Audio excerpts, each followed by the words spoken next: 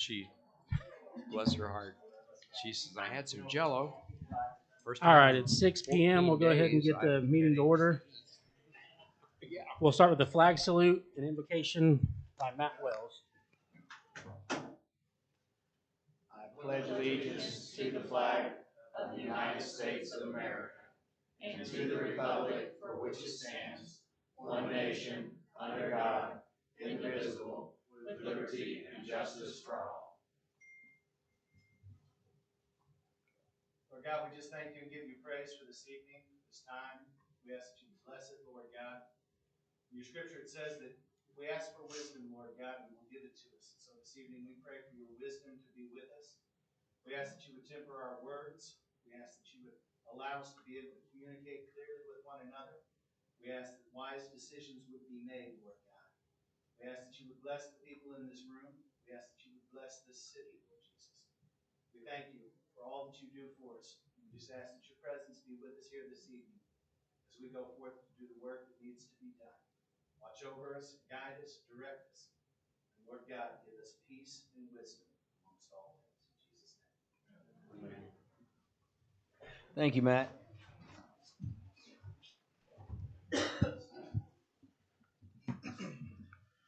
All right, first on the agenda, Rob didn't get put on there for his appearances, so we need to add Rob for appearances.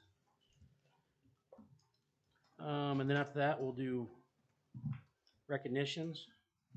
Is Lisa? Yeah. Lisa, we'll recognize her for 25 years of service. So the city would like to recognize Lisa Walter for 25 years of service to the Fort Scott Public Library. Lisa began her employment with the library on July 8, 1996. With years of education and training in literature and library science, Lisa has been a great asset to the library. She led the remodeling of the library from September 2016 through April 2017. She has also led the library through the COVID pandemic and ensured that after the initial closure, it never had to close again. Moving forward, her goals for the library are to add more programming, host another library con next summer, and increase awareness of online resources. The city of Fort Scott appreciates Lisa's dedicated service to the community and thanks her for 25 years of service to the Fort Scott Public Library.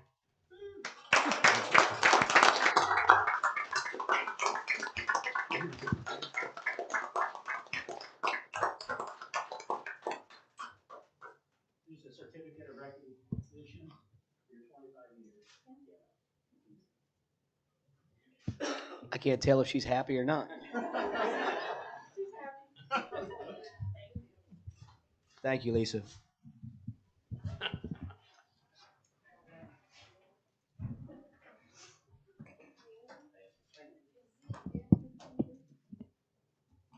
All right, up next we have the consent agenda.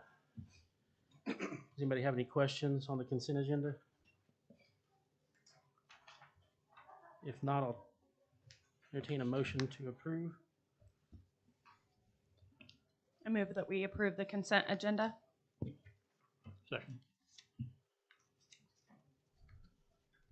When you, on the consent agenda, when it says notice a hearing about illegal, unsafe, or alleged unsafe and dangerous structures, that's just, we're just stating through there, right? Yeah, there'll be a public hearing set on September 7th for those structures. Okay. It's something I think Jeremy, ironic that they came up at this meeting that we're talking about demolition of houses that's been on the books for a while, and this is the meeting that it was set to be on, and the public hearing date set for September 7th.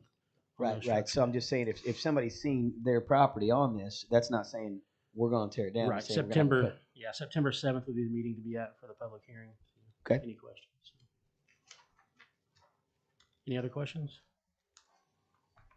Kevin Allen, Yes. Pete Allen, No. Randy Nichols, Yes. Lindsay Watts, Yes. Josh Jones. Yes. All right, next, public comments. Michael Hoyt.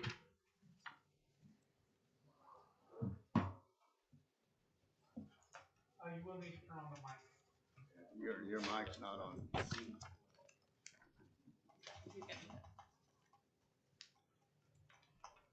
Evening, Commissioner. Good evening. I have,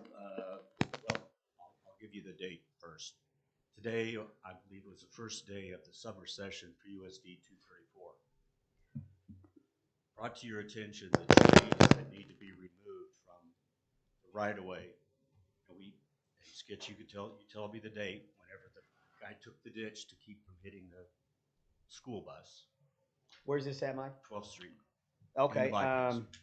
Yeah, I don't know the exact date, but I'm gonna say, yeah, I saw you did. yeah, absolutely. But there are 4 trees that need to be taken down on the southbound side, Agreed. which would be west, which would give the trucks, which are the danger, more of an opportunity to brake. Absolutely, I agree with that. I've also talked to Travis, and I know he's aware of this, and I think I've spoke of it before. We only have a 4-second delay on that light and those other lights. That's not long enough. Somebody that's pushing the light's going to get out there, and those trucks are not going to stop. We need to slow those trucks down, maybe put a 40-mile-an-hour speed limit along there for trucks. We can do that. I believe I brought that up to Travis as well, and he said we could do that. School starts again, so you all know, and when we should have known, we need to take care of potential liabilities, right, Bob? That's what we try to do. Okay.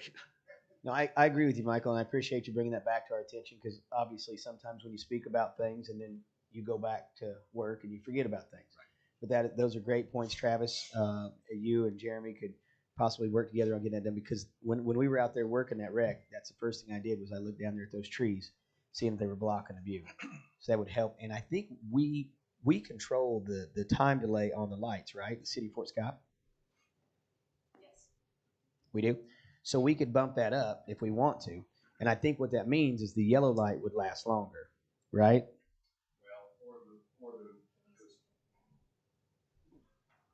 Yeah, or the reds can stay longer at the same time together. Yeah. Right. And so that could be adjusted. I know that I spoke with Public Works. They were going to go ahead and get with folks at the state as well, just to confirm, who was responsible or who had the authority to adjust that. But that's where I left it, and I don't know where we're at now. So I'll follow up with that. Yeah, thank you. So, the thing is, and I know we've adjusted it before because when our previous public works director was here, there would be problems with typically the one at the Walmart and then one at 3rd Street. We always had a lot of problems, and they'd get in those boxes and they'd adjust times, and KDOT can work with us on that. But that's a great life-saving thing right there. So good point, Mike. The second item I'd like to bring up is we have had and you know how I've promoted citizens advisory boards. We've had a advisory board on the books since 1968, and it's been deemed inactive. And I would ask that the commission reactivate it. It's in ordinance, and it's called the Human Relations Advisory Board. It takes care of discrimination and other considerations. I don't have it here before me that I could read it to you, but it is in ordinance, and I would ask that the board or the commission reactivate that board. And that's something that would be kind of like our other boards. An advisory to the commission. It would be, what do they call it? It would be noticed by the city of Fort Scott or whatever. Right. Yeah, I think we could probably look into that too. Do we need to make a motion to do that? If you so choose to do that, that would be great. Then we can immediately start soliciting letters of interest. Yeah, I would suggest that Jeremy and Diane, well, Diane's gone, so Jeremy research that because I would say we might need to tweak it some, Pete. Don't you think we should look at it, possibly tweak it? But by next meeting, come back to us. If you can get up to us before next meeting what the ordinance says, and then we can give input on tweaking it. I think that's, yeah, exactly. Believe it or not, that was done when I was in college. I don't doubt that. Bob, it has your signature all over it. Well, Well, if you remember, Bob, we had one that was not noticed by the city of Fort Scott. It was called the Citizens Advisory Committee, and for some reason they wouldn't look at them. I don't know what it was. All right, let's Judy, don't go there.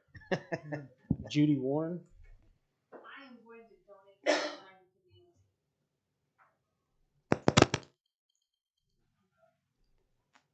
What? No, because I was going to speak to some of the things that you're going to speak to, no need to double up.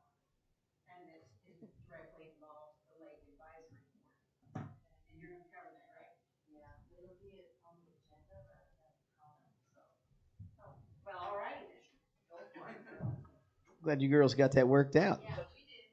You know I'm not a quiet person.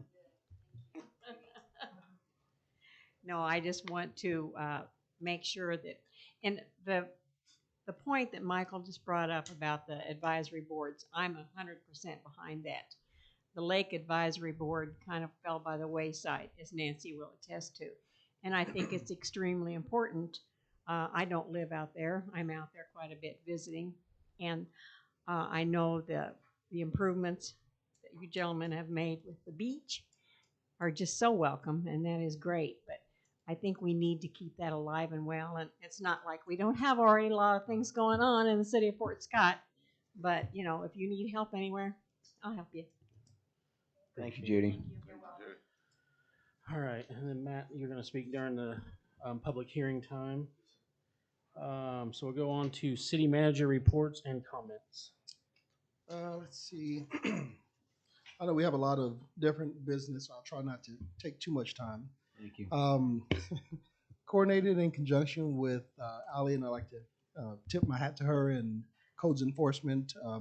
You know, today we took a step that we hadn't had the opportunity to take in the past year. We essentially took the next step in demolishing 8 properties within the city of Fort Scott. So initially, I challenged code enforcement and Ali specifically to come up with a full list of properties that need to be addressed, that have kind of slipped through the cracks repeatedly year after year. And they came back with a list of 44 properties. And so, you know, we laid out the process, and we're that close to getting to that next step. So again, I just want to thank them for the hard work that they've done. We had an initial $50,000 budget, which we still have. And once we get to this next step and go through these properties, whatever remaining funds are left, we would move towards possibly demolishing other structures that are unsafe or whatever the case. So anyway, Jeremy, on that, before you Yes. move along, have we, and I say this every time we talk about demolition, have we made any advance towards with the county as far as including the dump fees to where the contractors won't have to include their dump material? To where we could get them. I mean, my concept's always been, we've talked about it several times, that if we could get it for $500 or whatever the fee be, pay a nominal fee to the county per house, being it's a city demo. Don't get into this with contractors if they don't want to, but with being they're another government entity, if they say we'll let you dump every house for, let's just fictitiously say the figure's $500. That way the city pays the $500. You're going to attract a lot better looking bids. Me not having to estimate whether I'm going to pay $1,500 for dump fees or $2,500. I mean, we have a demolition guy here, and that is one of the best things in the world. When you know I ain't got to pay a dump fee, I'll come in here and I know it's going to take me a day, so I want $2,000. You're going to get attractive bids if we can work that out with the county. I have not directly had recent conversations with that. It was in the past. We've kind of moved on to some other things, but we will revisit that and make sure I think that we get before that figured pick out. a bid, that would be very, very. It'd be a nice little. Well, and we have between now and September 7th, because at that meeting you would potentially make a decision, Right. one way or the other. So I think we have a little time to really hammer that out. You can put that on your to-do list. Absolutely. Got it. Interviewed several candidates for the position of Public Works Director. An offer was made and accepted by a local candidate. I don't know that he would be comfortable with saying his name, but he's accepted the position, and he's already given his notice. But Jesse Pullman will be starting on July the 26th. Interviewed several candidates for the position of Golf Course Pro Shop Manager. An offer was made and accepted by Robert Bob Haney Jr. Mr. Haney's first day on the job was today, and we look forward to working with him to improve the golf course and long-term improvements in general.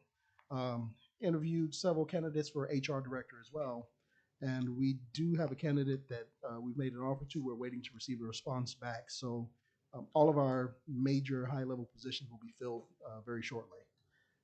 Toured with Don George, District Fisheries Biologist at Kansas Department of Wildlife, Parks and Recreation, or Parks and Tourism, of all the rivers and the water resources that we have here in Fort Scott to discuss future uses for tourism and things of that nature. And he has some great ideas, some things that we should pursue perhaps. Met with the Riverfront Authority to discuss disassembly of the relocation of the observation deck on the east side, to the east side of the river at the Riverfront Authority Park on North National. Currently, we are pursuing and accepting quotes to complete the work to be pursued when drier conditions are available. Met with Old Fort Genealogical Society to review and discuss existing building conditions and water infiltration issues. So an assessment of the building conditions is going to have to be conducted moving forward just to make sure that there are no issues in that location. Work is ongoing. I think we already mentioned that the lake is being worked on. The beach is being improved. We anticipate over the next few weeks that there'll be several improvements out there in that area, including new beach sand, tree removal from the shoreline, and many others. And I'd have to truly and honestly thank Kevin for being very involved in that, and he's passionate about the lake. So this is one of his babies, I guess, if you will. And last but not least, met with Ag Engineering and Public Works to discuss a service road extension to what should be one of the few remaining punch list items that we have for the micro meat processing facility. At this point, the only thing remaining is for us to extend the service road that is in front of KDOT's building to the lot line so that they can begin the process of actually designing, constructing, and hopefully beginning operations sometime in the near future. So I would say that that's my report for now, and I'll pass the mic back to the mayor. All right, up next, engineering firm update. Did you have anything to update us? Or would you like to wait till later in the agenda? Okay. All right. And I need a motion to open public hearing for resolution directing the repair removal of an unsafe and dangerous structure located at 14 North National Avenue. So move. Second.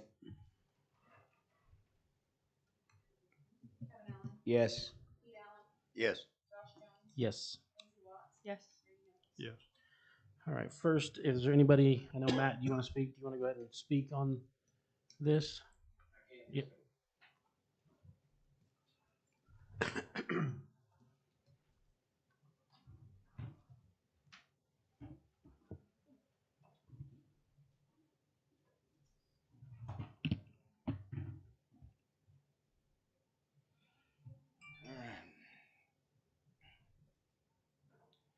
So about 6 years ago, Bob Taylor and myself, and many other people in this town, tried to do something about the Eagle Block. Unfortunately, because of many extenuating circumstances, we were unsuccessful in getting a forward motion on just patching the roof, which was my ultimate goal at that point, was just to patch the roof, get the leak stopped, and then figure out what we were going to do later. Fortunately, that did not happen. We are faced with some horrible decisions that have to be made concerning that building. And I believe this really needs to be a rally cry for some changes that need to be made throughout this town. I've seen a lot of stuff on social media here over the last few days calling for heads to roll, that somebody's blood needs to be spilt over this. I've heard statements of we need to find someone to blame. And I'll be honest with all of you. If we want someone to blame, it's everybody watching this at home. It's everybody sitting in this room. It's every citizen of Fort Scott. We're the ones to blame for that building falling down there. I know everybody wants to look for one person, but we all have a dog in this hunt because we didn't make the changes that were necessary to protect that building. We didn't do anything to protect that building. We don't have the proper codes enforcement to protect that building. We didn't make the changes needed so that we could start doing something. I'm just beside myself with what I see going on in this town. When I was growing up, I played a lot of sports. And everything I know about sports tells you that we got to have a team. And at some point, we got to have a team Fort Scott that puts aside the bickering, the arguing, the divisiveness, and agrees that we're going to start doing what's best for Fort Scott over everything else. Teamwork is what we need. And if you're on the team, you're going to be helping in getting things done. You're going to be speaking out. You're going to be active in voting. You're going to press for the changes that need to be made. You're not just going to sit at home and say, man, I wish this town could be something. If you're not part of the solution, then unfortunately, you're part of the problem. We need to start what's doing best for Fort Scott. If there's any way at all to save the facade of the Eagle Block, I say that that is of importance. I know it's possible. You can talk to Frank Halsey as well. There was a lot of destruction done up in D.C. a while back, and what they did was they bolted the red iron to the two structures on either side, ran the red iron across, and then bolted the facade to the red iron. This allows you to demo the whole rest of the building and be able to save that facade. I'm not the person to do that. I just know it's possible. I've read about it. I've seen the videos. You can ask Frank Halsey about it.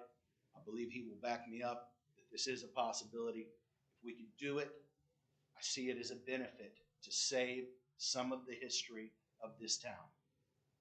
Otherwise, we're just going to have to tear the whole thing down. There's ways that we can help address this issue so that it does not continue to happen in the future. My suggestions would be, we need a codes enforcer in the town who understands IBC codes, who understands structure, who understands building. They need to be able to have the ability to impress upon the owners of these buildings that it has to be done. We need a clear timeline when we're establishing these things with the building owners. If we give them a certain amount of time to patch a roof and they don't patch a roof, then we have to have some kind of repercussion.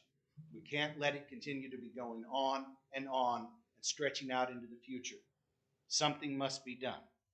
We need to learn from what's going on down in Miami-Dade County right now. They had a structure collapse. I'm sure you all saw it on the news. So they immediately got their codes people out and inspected every other building in town of that age. And now they're going to go around and start assessing and inspecting all the other buildings to find out which ones are structurally sound and which ones need repair. We got to do that here in Fort Scott. We got to have people going around assessing these buildings. We need to be checking roofs, and we need to be checking windows, and we need to be checking structures. We need to do something to get the buildings watertight. That means no more water coming in through the roofs, no more water coming in through the windows. We can figure the rest of it out after that, but if we don't take actions now, then we got a bunch of other buildings that are going to be Eagle Blocks here in another year, and we're going to come right around the mountain back to the same point and stand here again and go, why didn't we do something? I'm asking you to make sure that this time is the last trip around this mountain and that we make a change. We get the proper codes enforcement. We get the proper rules on the book to make these changes. Windows leaking, roofs, structural damage. If we need to get grants for this, then let's figure out how to get the grants. If not, then we need to find a way to watertight some of these old buildings downtown.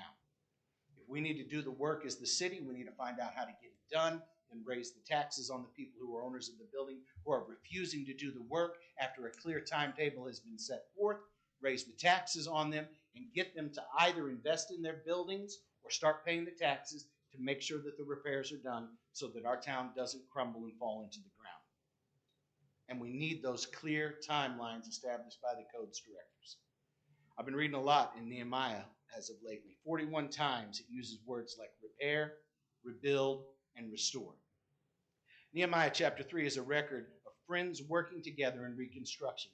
And the three words that appear in this chapter highlight the commitments of those who did the work. They repaired, they rebuilt, and they restored. These verbs drive home a theme of standing in the gap to fix the problems. You know, in Texas, they say, remember the Alamo, to try to drive people. So right now, we're going to say, remember the Eagle Block to drive people.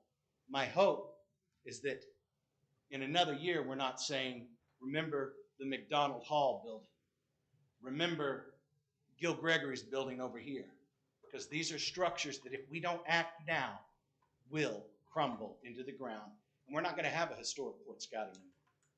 We're going to have a big old parking lot. Anybody have any questions? Now, I will say that Jeremy has been in contact. We have inspected McDonald Building, and we've talked about that. And I will also say he's gotten with Bob on future, like you said, how we can come in as a city and enforce that, adding taxes or whatever after a clear time thing has been done. I think another thing that I was going to bring up later is we need a building enforcement advisory board. Yes. I think we can have it with an engineer, a contractor.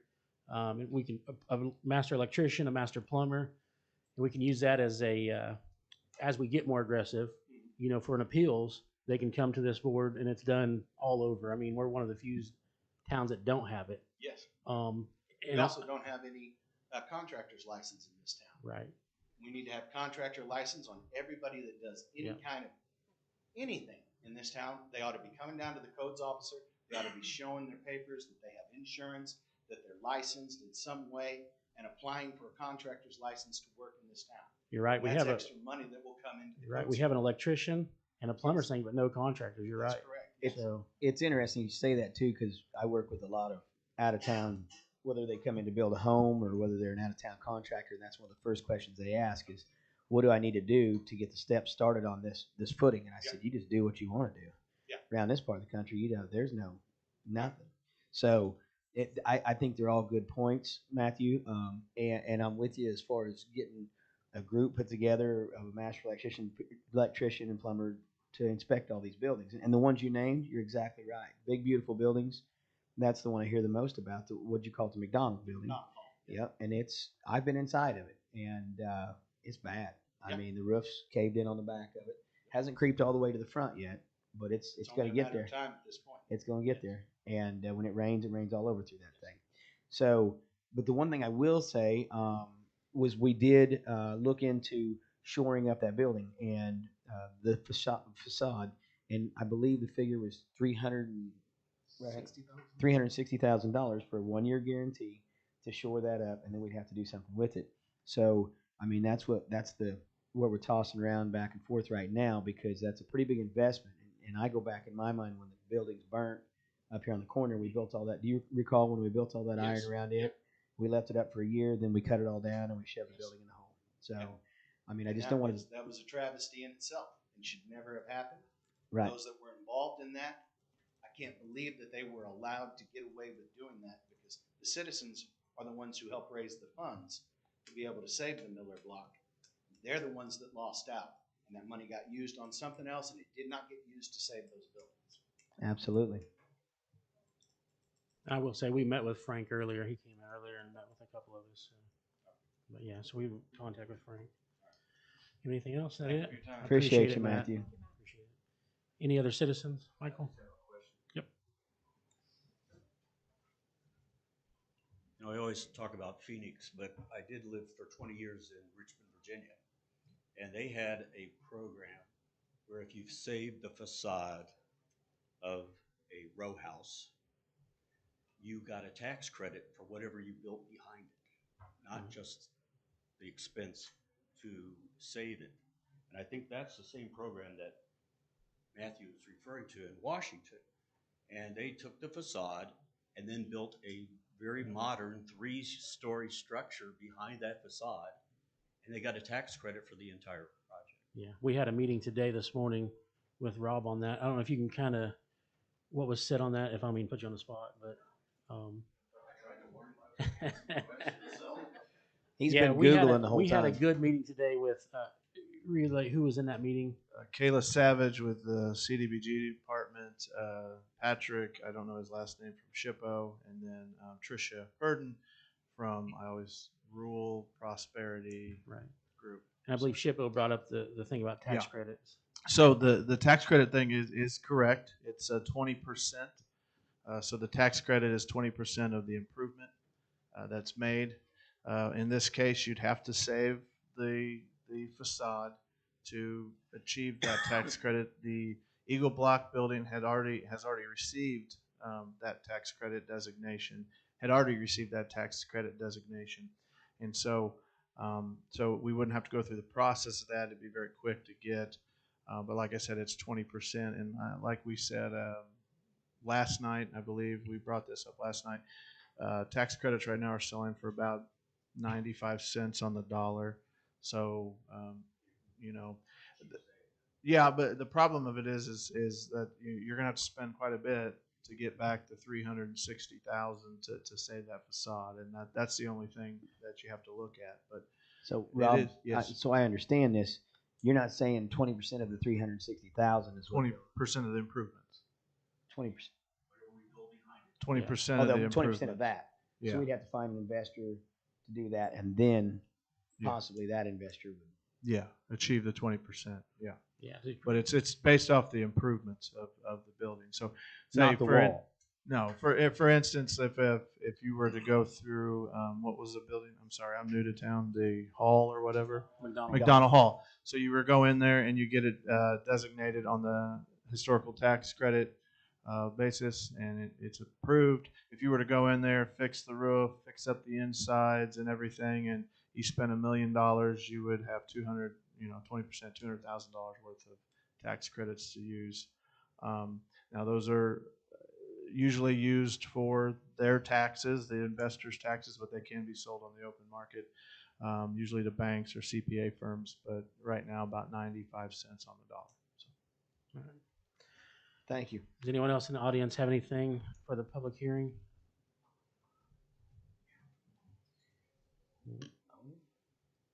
I don't think the owner's here. Any commissioners have anything on it? I mean, I guess I have a question as far as has the owner been contacted, or do we contact the owner? Or? Yeah, Jeremy's been in contact with the owner.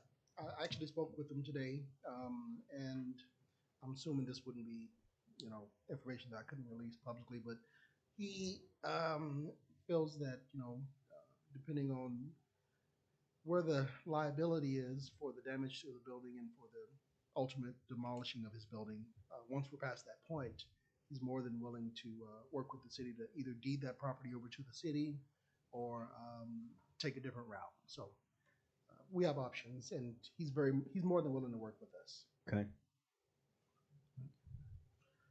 I mean, I'm just saying, I'd hate for him to fly through town every couple months and come in and his building's gone. Yeah. No, they've been in contact. Yeah, so. he's absolutely aware. Any other questions? That happen. Bob, do we need anything in this from you? No, I think you've got the information that you need. And I went over it with the excuse me, Dave Brunner today, his statement, and I think you've all got that, which is required. So you're just now down to the decision whether you find that it's an unsafe and dangerous structure, and then make a decision on how you want to proceed. We need to make that decision during the public hearing or later on in the meeting. You could make it in the public hearing. You can make it later. Okay. I suggest, since it's on the agenda for later, we just, if there's no other questions from the audience or the commissioners, we make a motion to close the public hearing. Where's that at on the agenda for later? Under 13, under C.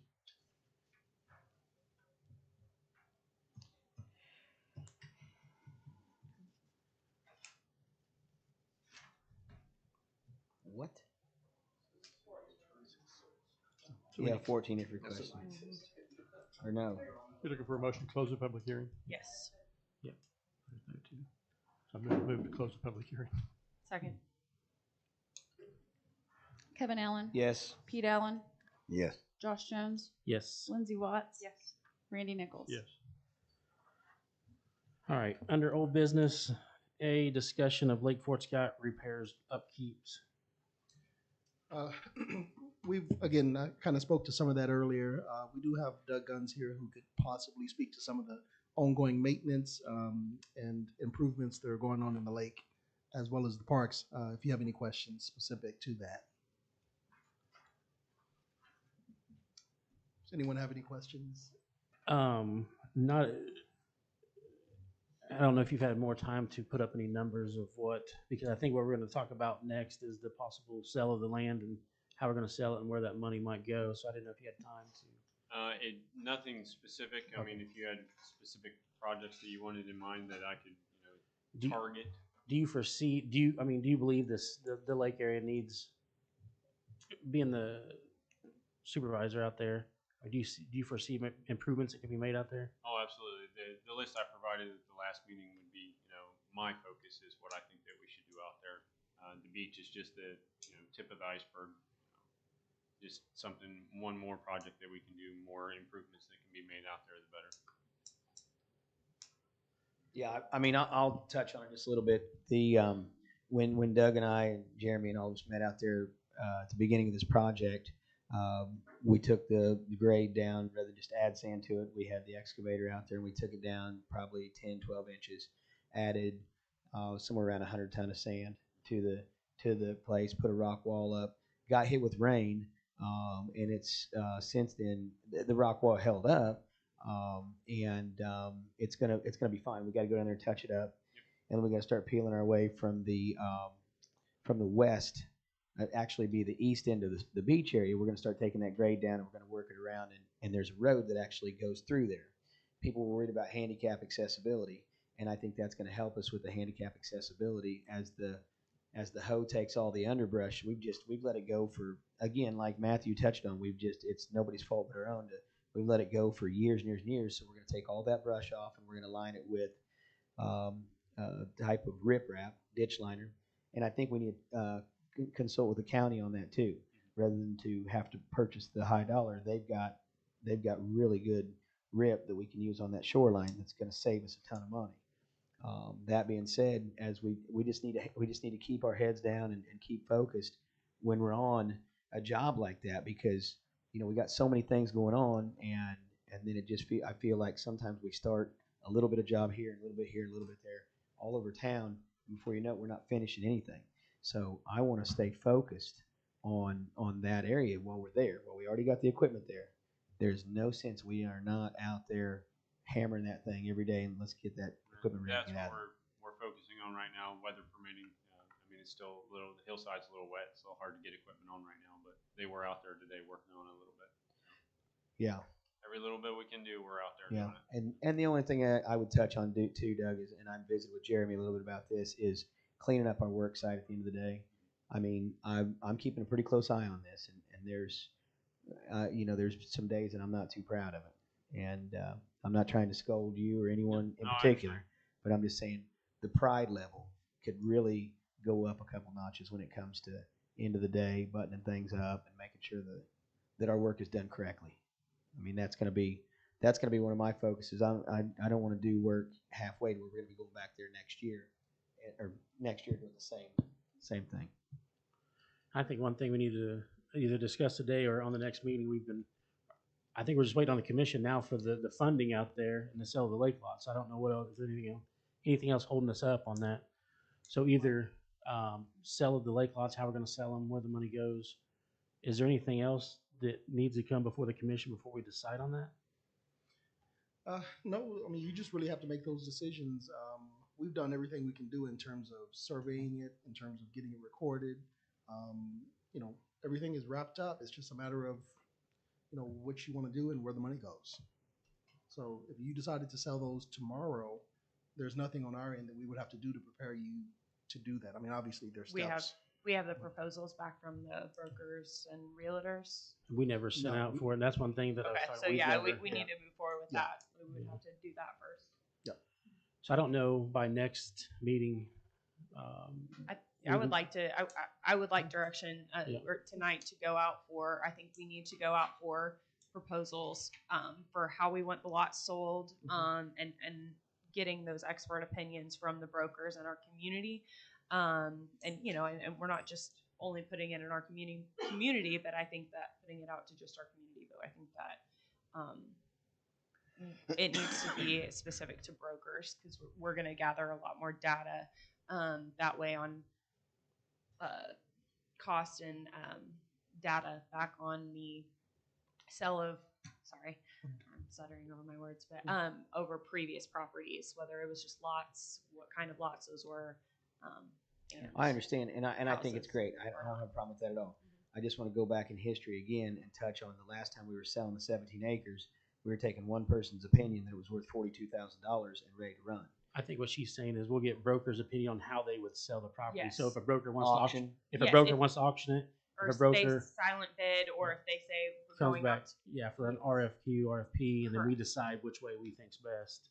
based off So, of that information. Yeah. And then I think at that point, we need to decide, before we even go with someone, on where the money will go, the deed restrictions, and anything else we can think of before we actually accept any of those. Right. So, I still feel I kind of go back to our conversation the last time we spoke about this, and I not having a clear cut, say 2-year plan, 1-year plan on the lake lots, or not just the lake lots, but our property, the city-owned property at the lake, and what work needs to be done due to Doug just getting that position. It has been a very short amount of time. I think that we need to have those plans in place. I'm not in any way, shape, or form saying that I don't think that all of those dollars could go towards the lake, or half of those dollars, or whatever. I think that the improvements that need to be made to our city facilities need to be made, and this is a way that we can fund that. However, I don't agree necessarily. I think what we kind of, Susan brought up last time, that we have a fund available that would be for improvements on city related property, and I think that we would make a resolution. Is that what you said, Susan? We would make a resolution stating that these funds aren't spent on anything that isn't commission approved prior to. So it's not something that can just be spent anywhere. We would be allocating where those dollars come from as we have those projects available. So they're, as those projects come up, because we can't ask him to come up with $300,000 worth of property. I mean, we could, but he also has other jobs. So, getting that information, I understand, but that's a staffing. what do you think about project. Doug getting with the Lake Advisory Committee and also the Park Board and getting their recommendation of what they like to see done out there, and kind of give you an idea of what Throw the higher priorities. It's like That's what right. we did with the street advisory board. They put together a list of their properties and the streets and issues, and then they put together a priority list with the advisory boards, to where then we have those, and now staff can assign dollar figures to those, so that we can see where that money needs to go specifically, so that we don't keep doing the same song and dance. Yeah, and I would throw one more person in there, Josh, the new public works director, Yeah, absolutely. because he would be in tune to that, and that way you guys could get your heads together with the lake committee and dream about what you would like to have out there, maybe a shelter. at least give us some ideas. Nancy, do you have something you wanted to say? Yeah, please, thank you. Initially, I was going to be doing a public comment, but then said I was on the agenda. So I did prepare some comments, so I'd like to read that, please. I am the co-chair of the Lake Fort Scott Advisory Board. My name is Nancy Van Etten. And first of all, thanks to Doug Guns, the park director, and his staff for beginning the needed work at the Lake Fort Scott Beach. The sand looks great, and we saw several families enjoying the swim beach last weekend. That was positive. Doug sent me the lake facilities improvements plan that he provided you 2 weeks ago, and we are encouraged that the list for facility improvements that could be made to the existing Lake Fort Scott properties included many of the same needs recommended by the Lake Advisory Board and the Smart Growth Subcommittee. Today, I sent in an additional request by way of C-Click Fix app about the fishing dock and boat ramp at the very south end of 195th Street, and I'm hoping this too will be added to the improvements plan. Our advisory board and Smart Growth Subcommittee were tasked with providing you a plan for the improvement of the lake, including possible city properties to sell. We provided our recommendations in writing and also in person in April. We've attended consecutive city commission meetings to provide input. I'd like to encourage and implore you to make decisions now about the 9 lakefront lots that have been approved to be sold. And I will restate, only 2 deed restrictions were recommended for the properties by the advisory board. One was single-family dwelling, the other was stick frame home. We recommend 4 of the 9 lots be sold pronto, and that 100% of the funds from the sale are placed into a Lake Fort Scott improvements and maintenance account. Next, I restate the need for you to sign the revised interlocal agreement for Lake Fort Scott Sewer District Number 1 between the City of Fort Scott and Bourbon County Commissioners. This signed agreement is needed to allow 2 current property owners and soon 9 more properties to be connected to the sewer district. Justin Meeks, Bourbon County Councilor, and Susan Bancroft, the Financial Director here, assured me last week this agreement is in final review by Bob Farmer, your attorney. We must have this done now. I'd appreciate an opportunity to review the agreement, as we've done a lot of work on getting the Sewer District Number 1 agreement and process legitimized. We need the agreement to be signed by both the City Commission and the County Commissioners promptly. In addition, our Lake Advisory Board needs you to approve a new county representative to our board. I'm aware of at least 2 interested people, and we need your approval before our next Lake Advisory Board meeting scheduled for August 7th at 9 a.m. here at City Hall. Lastly, we'd like to thank the City Street Maintenance Crew for the excellent work done on 195th Street at the Spillway. It's made a big improvement in the drainage of rainwater and improved safety of the street.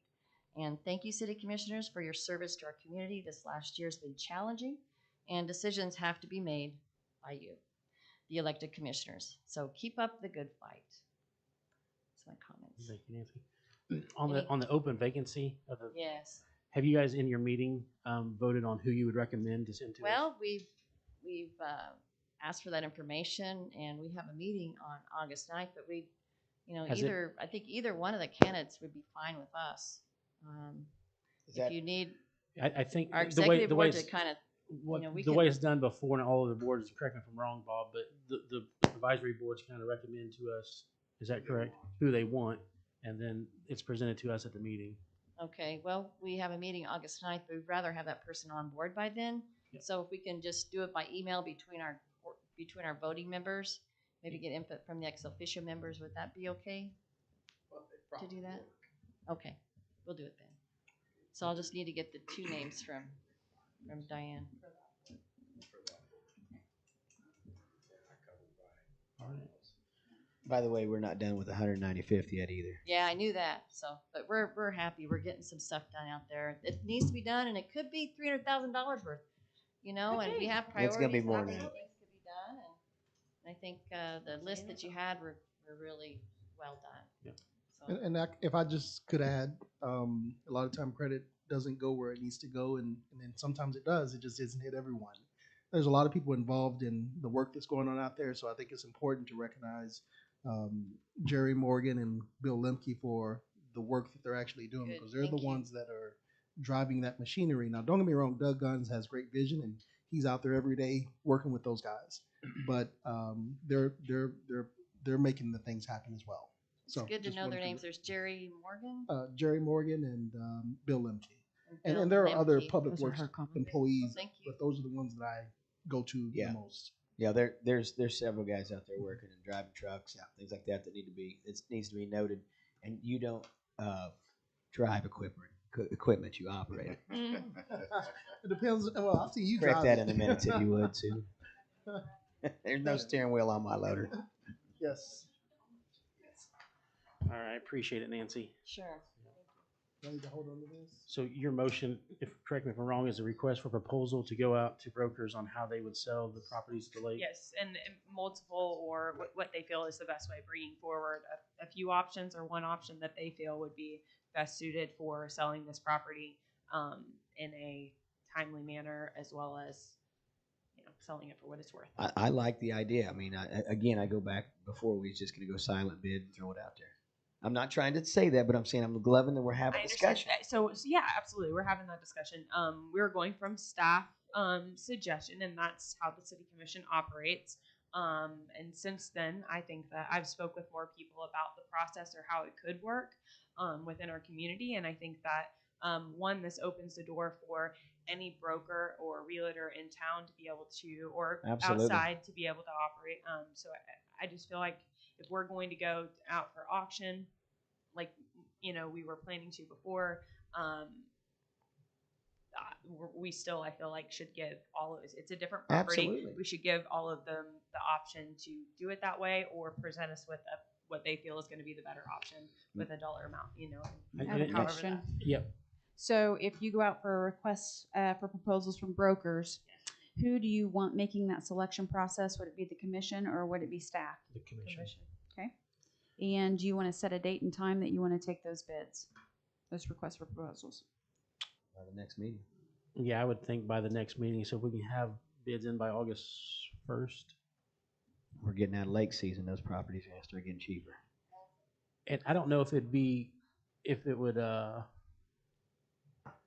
best to maybe possibly do this on the First Source building as well, while we're kind of on the same topic. Yeah, absolutely. And Okay. so maybe we can go ahead and, Same broker maybe for both? I or- would just put out two separate bids. Well, Okay. And we have Okay. a motion first on this one. Yeah, so, well, request to go out for brokers is what I have, but I need to put in there when the bids, like if you're gonna have them come back and the commission will. Right. I think that we should have the cutoff date by the 31st of July or the 1st of August so that we can review those for the August 3rd meeting. If Okay. That's what you said, Josh. So, yeah, I think it's August 2nd. so here's my next question. Are you gonna have a special meeting for that bid opening? Or are you gonna open the bids at the August 2nd meeting? I don't think they're gonna be bids. They're just gonna be. Why is it? It doesn't matter, they're a I would've proposal, added- so. I think we can open. I mean, you can open them anytime as far as I'm concerned. It's just gonna be proposals. No. from now. Not if you're doing a sealed. Yeah. So it's request, it's the same way we did with the We don't have to lawyer. be there. They're open bids all day long. But that's what I was asking. Are you having staff do the review? That's what I Are said. you? I don't think it's a problem with the staff opening up the bids, in my opinion. Opening up the proposals. Well, Bob, correct me if I'm wrong, but this is totally different than going out for a bid process, an RFP, am I right? Yeah, it is, but Susan's question, she just needs to know. Yeah, what's your selection process? How are you right. doing it? My suggestion always is, you got staff, work. Right. Then let them Yeah. give you the Yeah. clean information, that you make all the Yeah. decisions.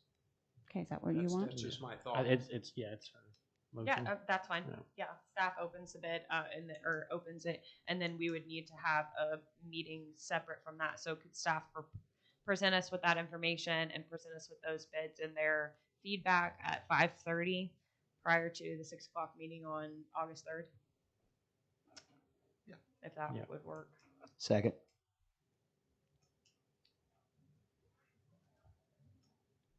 Pete Allen, Yes. Kevin Allen, Yes. Randy Nichols, Yes. Lindsey Watts, Yes. Josh Jones. Yes. And I know this is off topic, but while we're on this, I would make the motion to do the same thing for the First Source building. I will say, however, there is someone interested in it. So I think we can go ahead and do this. For some reason, we come to agreement before, then we can just, I think it's pretty close. So I would make that motion while we're doing the same thing. Second.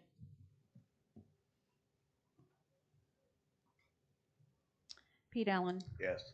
Kevin Allen, Yes. Josh Jones, Yes. Lindsey Watts, Randy Nichols. Yes. All right. Approval of ordinance number 3586 pertaining to operation of golf carts. Well, this is kind of going back to a few agendas back where the commission wanted to consider the operation of golf carts on public streets. Currently, if I'm wrong, Bob has all the information on this, so he'll correct me. But I believe that if a street is posted above 35 miles an hour, is it, that you can't operate a golf cart on that street? And if you can't operate it at nighttime unless it has all the same things, headlights, flags, and so on and so forth. So the commission wanted the city attorney to look at and possibly craft an ordinance that would allow, or at least straighten out some of the gaps in what is perceived as a consistent application of how you can drive those golf carts and where and when. So I think he's done that, and it's been presented to you, commission, for consideration and approval. If you have specific questions, I'm sure Bob could really dive into it deep if you wanted to. Anyone have any questions? No question. I believe what this does just puts golf carts basically the same thing as UTVs, bird shooters, everything else. I So, like things to be consistent. That's Yeah. exactly what it does, Right. Mayor. If they go through the process of Yeah. inspection and So we just need a Happy motion to accept it. I'll make the motion. Straighten me out, because there was Second. some confusion about the speed limit and the transition of the speed limit on Horton Street, where they have to be driving from 30 to 35 miles an hour. It dropped, it increased, and so they couldn't make the last 100 yards to get to the golf course.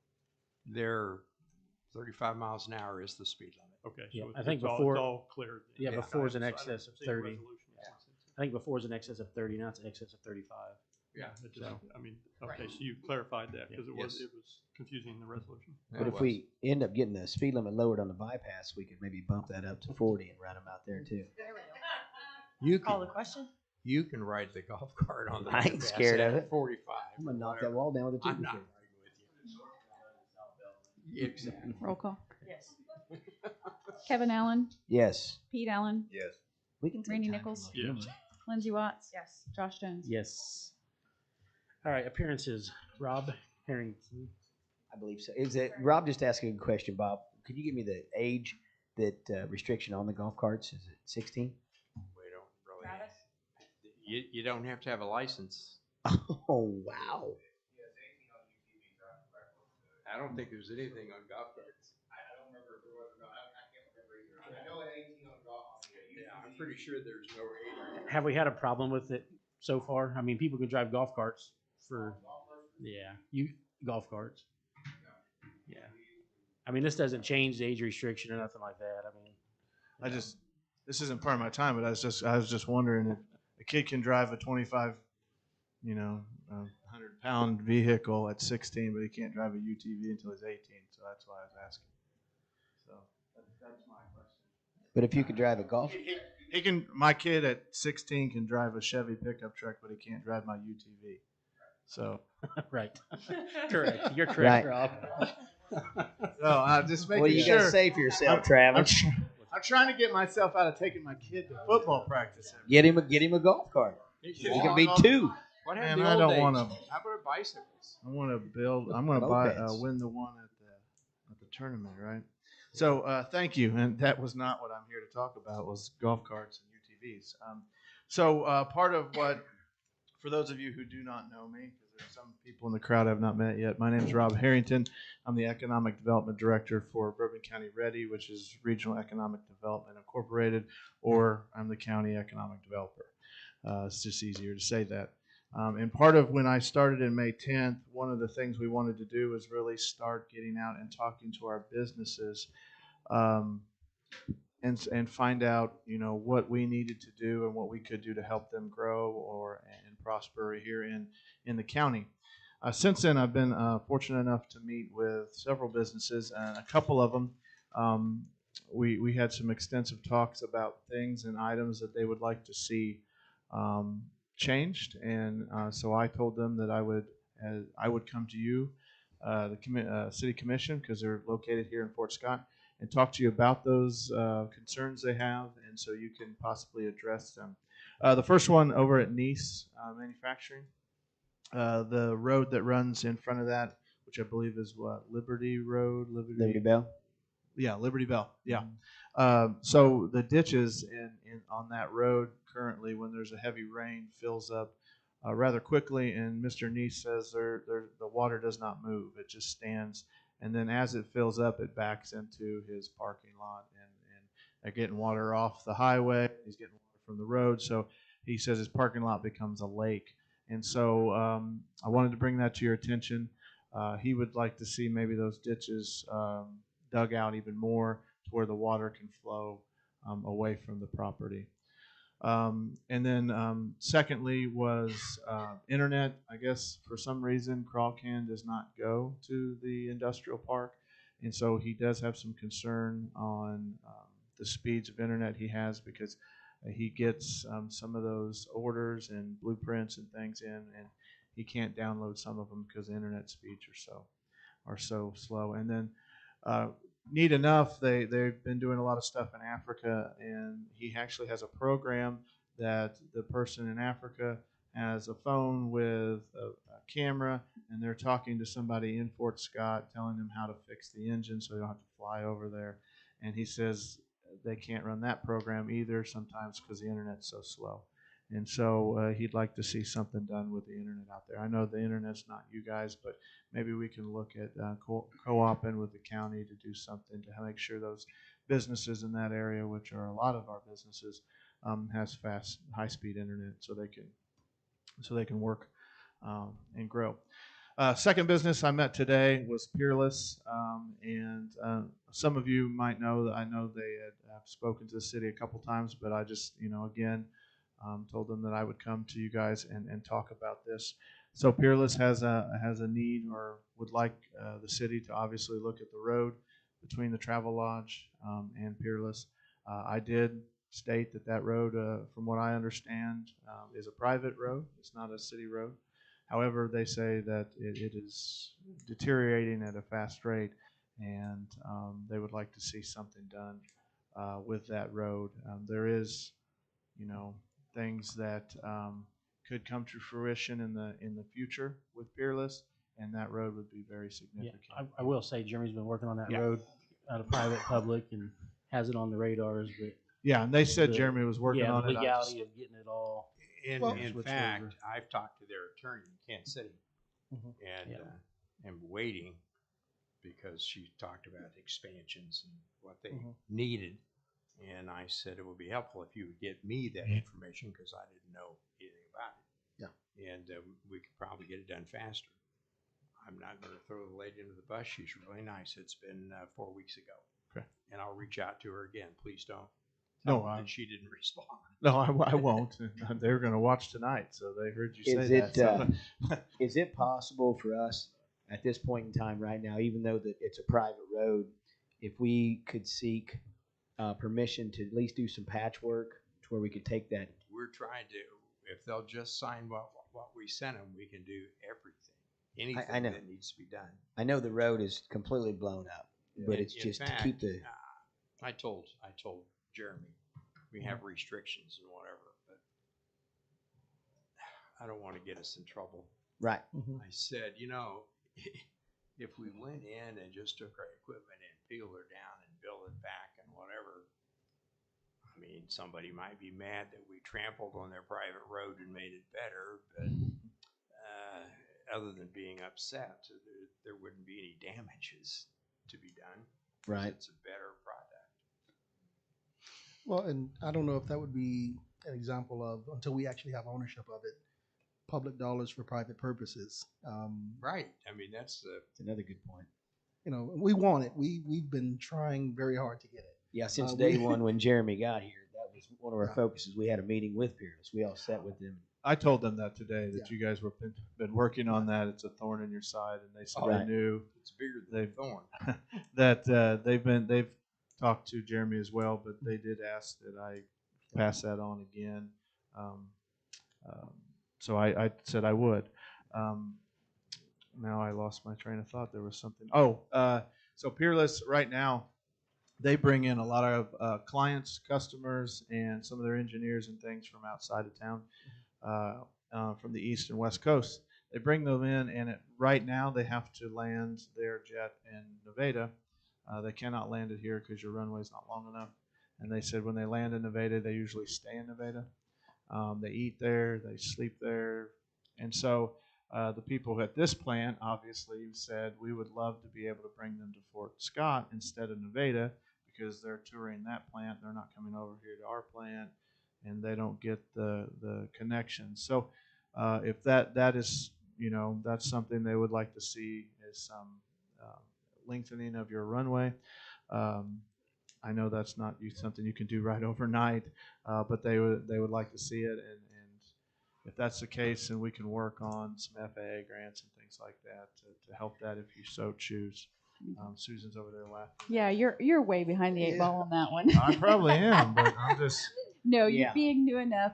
That we've already gone through all the environmentals. It is ready for the next stages. It's really just, it's probably going to be a discussion that comes up again shortly. It's not as popular as you think. So it'll be a hard decision for both the county and the city. I'm sick that day. It's very expensive. I'm just passing that along. That's not me. I get to use the new thing for like a year, right? I'm new. I don't know that. In Jeremy's case, 1 month. 6 months? Oh, man, I'm halfway there. And the final thing is just some infrastructure. Just to kind of give you a heads up, at some point in time, they're going to be coming and talking to you about new roads, new sewers, new water for their facilities. So just give you a heads up on that. Don't know when.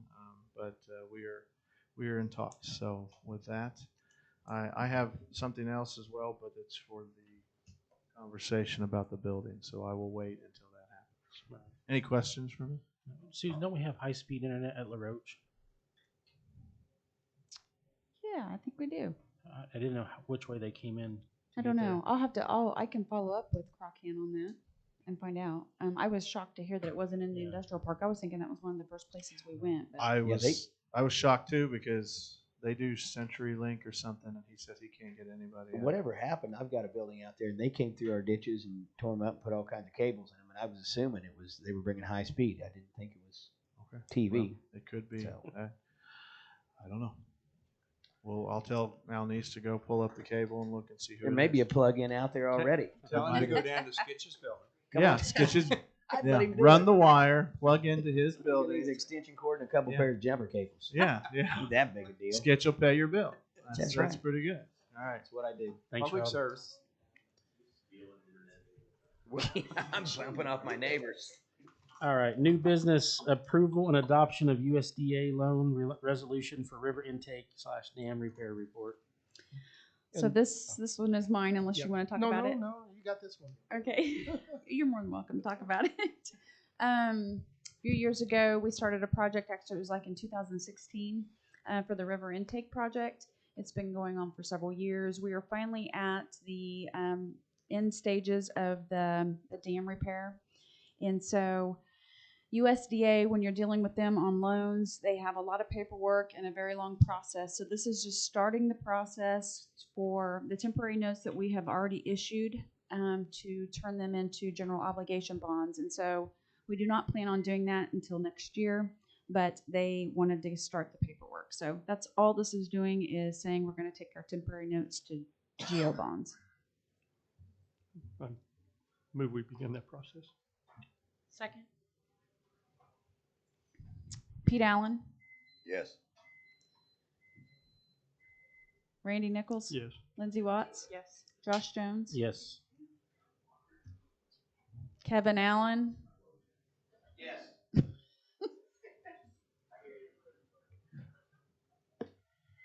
All right, B, approval of the Eagle Block deed from the land bank to the city. Yeah, you've got that deed, and in discussion with staff, I think it's cleaner that we just take the deed and sign it back to the city proper, because you're going to be on the whatever loan request, emergency issues, and all those things for paperwork. And it's cleaner, I think, if we actually own the building. You can make an argument, well, it's the land bank, that's really part of us, or whatever.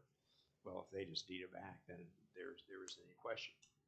And because I called over and I said, well, who's the chairman or who, whatever? And they said, well, it's the mayor. And I said, well, then we'll put the mayor's signature on there, and I know where he'll be, and we can get him to sign that thing if the commission approves. I think we should delay the meeting till the land bank committee gets here, which is us. Well, that's true. Yes. I would move that we approve to deed the property back over to the city from the land bank. Second. Randy Nichols, Yes. Lindsey Watts, Yes. Kevin Allen, Yes. Pete Allen, Yes. Josh Jones. Yes. All right, C, approval of Eagle Block and CDL building demolition. Earl, or which one are you gonna go first? Yeah.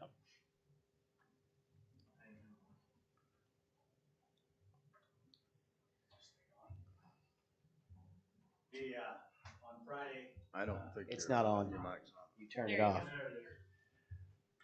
On Friday night, I came down to look at the building after fallen in. Met with the council, some of the council members. Went around, went through the building, tried to identify the damage. Obviously, it was it had fallen in. The roof had collapsed. Sidewalls had fallen in on one side. The other side had tipped in from on the very top end. Went around on the roof of the bar to the very north, be able to overlook the CDL building where part of the wall fell in. was able to get inside the CDL building to see the damage of the joist that had collapsed. It was simple 2x12 or 2x10 joists that were run across that had collapsed, both the new and the old. A lot of the joists that you could see were also what you call dry rotted, showing that they had been wet for a long time. Dry rot is basically, if you look up at a piece of wood and you see white on it, that white is a mold. That's basically a dry rot. It simply means that the material has been wet for a very long time and the wood itself has deteriorated rapidly. Anytime a roof begins to leak, much what was said earlier, your building is on the way of being destroyed. I mean, the roof keeps out the moisture, especially in this area where we get 36 to 44 inches of rain a year. And that wood stays wet. Obviously, it collapses. A lot of the old trusses were designed to take the load and no more. They weren't designed like we do today with higher expectations of load and more safety factors. A lot of them were designed as a truss with 2x4 members and 1 by diagonals. Once the diagonals break, the trusses themselves no longer withstand the loads. Then you add that to the dry rot, the wet conditions, and a truss basically fails, and that's what you had happen. That obviously, I don't know the history on the building that collapsed, but I do know that obviously the roof was in pretty poor shape for a very long time. When it collapsed, it took the side walls, and in my opinion, the front as well was damaged. When you look at the front, you see the damage and cracks and so on, and it looks like the wall is actually bowed around the second floor. There were plates put in many, many years ago to hold the front wall to the back wall with some kind of a rod or a cable extending through that. Obviously, the roof and the first floor have collapsed through those or on top of those. They have to be bent, if not broken. And so we did talk to a gentleman that had looked at the building some 6 or 7 years ago. And at that time, you're looking at trying to save the fascia and hopefully do a remodel or a keep of that fascia. We looked at that on Saturday morning. We had a contractor join us, went back through and looked at it and went down into the basements of the buildings. When you look at the walls, the mortar's gone. It's rock on rock, brick on brick. And so the stability of the walls becomes questionable. Nobody can say whether things will really stand or not stand. But when you have cables that are supposed to support the front and those cables are no longer functioning, they were there for a reason way back when. That front wall was unstable. To say that it's stable today would be not reasonable, I guess. In my opinion, the wall is not stable. When we looked at it, we want to try to save what I'll call the south building. Not the radio station, but the building to the north of that. Hammonds. To do that, we'd have to save the adjoining wall. Again, that every one of these in between is what we call a party wall or adjoining wall. The joists to support roofs and the floors all tie into that brick from both sides. They're called brick pockets. The walls are nothing more than basically 3 layers of brick. When the mortar gives out, obviously the wall becomes unstable. You have a lot of windows all the way through it. That makes the wall unstable. Again, when you look at the number of windows in the front, you realize that there's nothing there with the windows. All you have is what you have on the top, whatever support they put in at the time, and at the bottom. And if you look, those are all cracked. Some of them have popped off. The fascia, that means it's moved. It's giving way. As much as I would love to save the front fascia, I just don't think it's possible. The Sharkey's, the bar on the end, again, it's got a wall. We looked at the Sharkey's basement, and they had gone in and re-grouted all their brick and their stone. And so their basement wall looks pretty good. The other basement side isn't so good. They didn't do any of that. None of the tuck pointing or anything was done on that wall. But that wall obviously can be saved. You just got to support it as you tear down the facility. I'd like to save the CDL building, but I'm not sure we can save the interior wall between the wall building that collapsed and the CDL building. Again, you can't see the inside of the building that collapsed, obviously, but the inside of the CDL building, again, nothing was done to the mortar. It's gone. And so as you look down in the basement, it just looks questionably stable to be able to support that wall. Anytime you look at a building, the rule is that if it costs more than 50% of the value of the building, it's basically not worth repairing. I mean, that's the rule of thumb. And if you look at that CDL building, if the value of the building, I've heard numbers of $25,000 to $30,000. That means if you have to put more than $15,000 into the building, then it's considered not worth the cost associated with it. Realizing it's historical part of it comes into play, of course. We'd like to keep it. We'd love to keep that fascia. But looking at it, visiting with a contractor, I just don't think it's feasible. I think when you start tearing down the inside of the building, I think that front of the one that collapsed will fall in. I don't think the only place you can support it is try to support it on the outside, which basically means you have to build a steel frame and support that steel frame from the outside. I think the building looks like the top is going to fall in and not out. And you're not going to be able to, I don't think you'll be able to keep it there, I guess. Spend a lot of money trying to save it, and I don't think you'll be able to save it. Now, what was that part? You think the top is bowing in? It looks to me like the very top is doing this. Right. The bottom is coming out and the top is tipping in. And it looks, you had those cables run through, I think I call it second story. Right. And obviously, everything's falling in on top of those cables. So either broken, bent, whatever. And so once they started to release, they were pulling tension on that front to the back. Once that tension was released, something's got to give. Well, the back wall doesn't look like it's given. It's pretty strong. Which means the front had to give. Mm-hmm. And I agree. I stood outside. I actually leaned over Sharky's roof when we were up there looking at it and got kind of dizzy at first because that's way up there. But as you look down, you can see the center columns are actually sticking out further than the ones. I mean, if you put a 2x4 on there, it would shoot off into the wildly yonder than to go straight with the building. So I think the building, to me, appears like it's bowed out, like it's in bad shape. Mm-hmm. I would like to note at this point that way for Matthew. at least 6 to 8 years. Matthew Wells, that wall, that front wall has had that bow ever since we looked at the building originally. So structurally, that front wall has not moved yet. Still in the same location, same bow there in the center, same bow out in the front when we all took a look at that building about 6-8 years ago.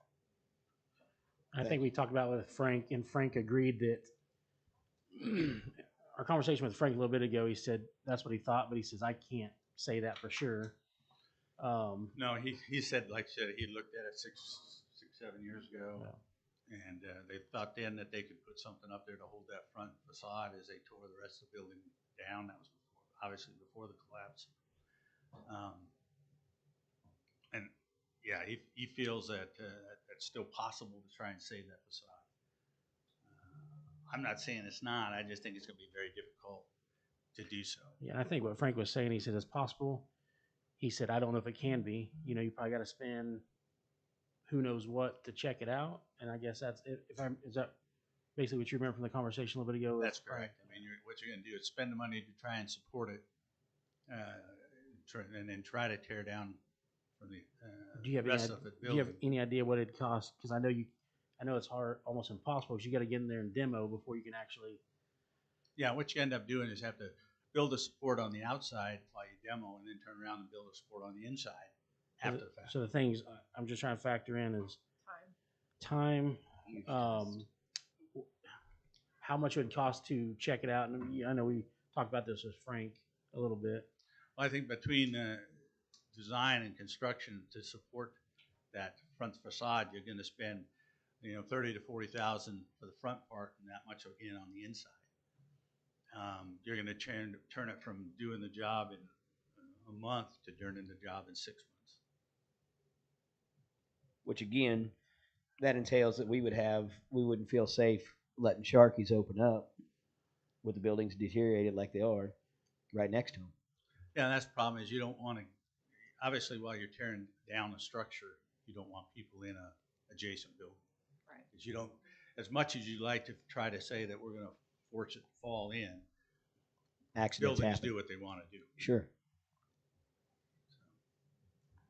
So just to reiterate on the CDL building, the fascia on that and that building itself, just go again on that of why you think it can't be saved or what it would take to try to save that. What it would take to try to save it, you literally have to get in and basically rebuild the roof first, rebuild those joists and support them from the inside. In order to do that, obviously to save it, you first got to get the roof back in place so no more water gets in there. And then you'll have to go in and as you take off demolition of the existing, whatever the building is, the middle building, you have to get in there and support that party wall. Because again, looks like there isn't much mortar between any of those bricks. And so because of that, it's questionable with stability as you start moving and tearing things down. So again, it'll extend the time and the cost associated with it. Can it be done? Anything can be done. It's just a matter of how much money is it worth to put in to try and do that. Contractor is here.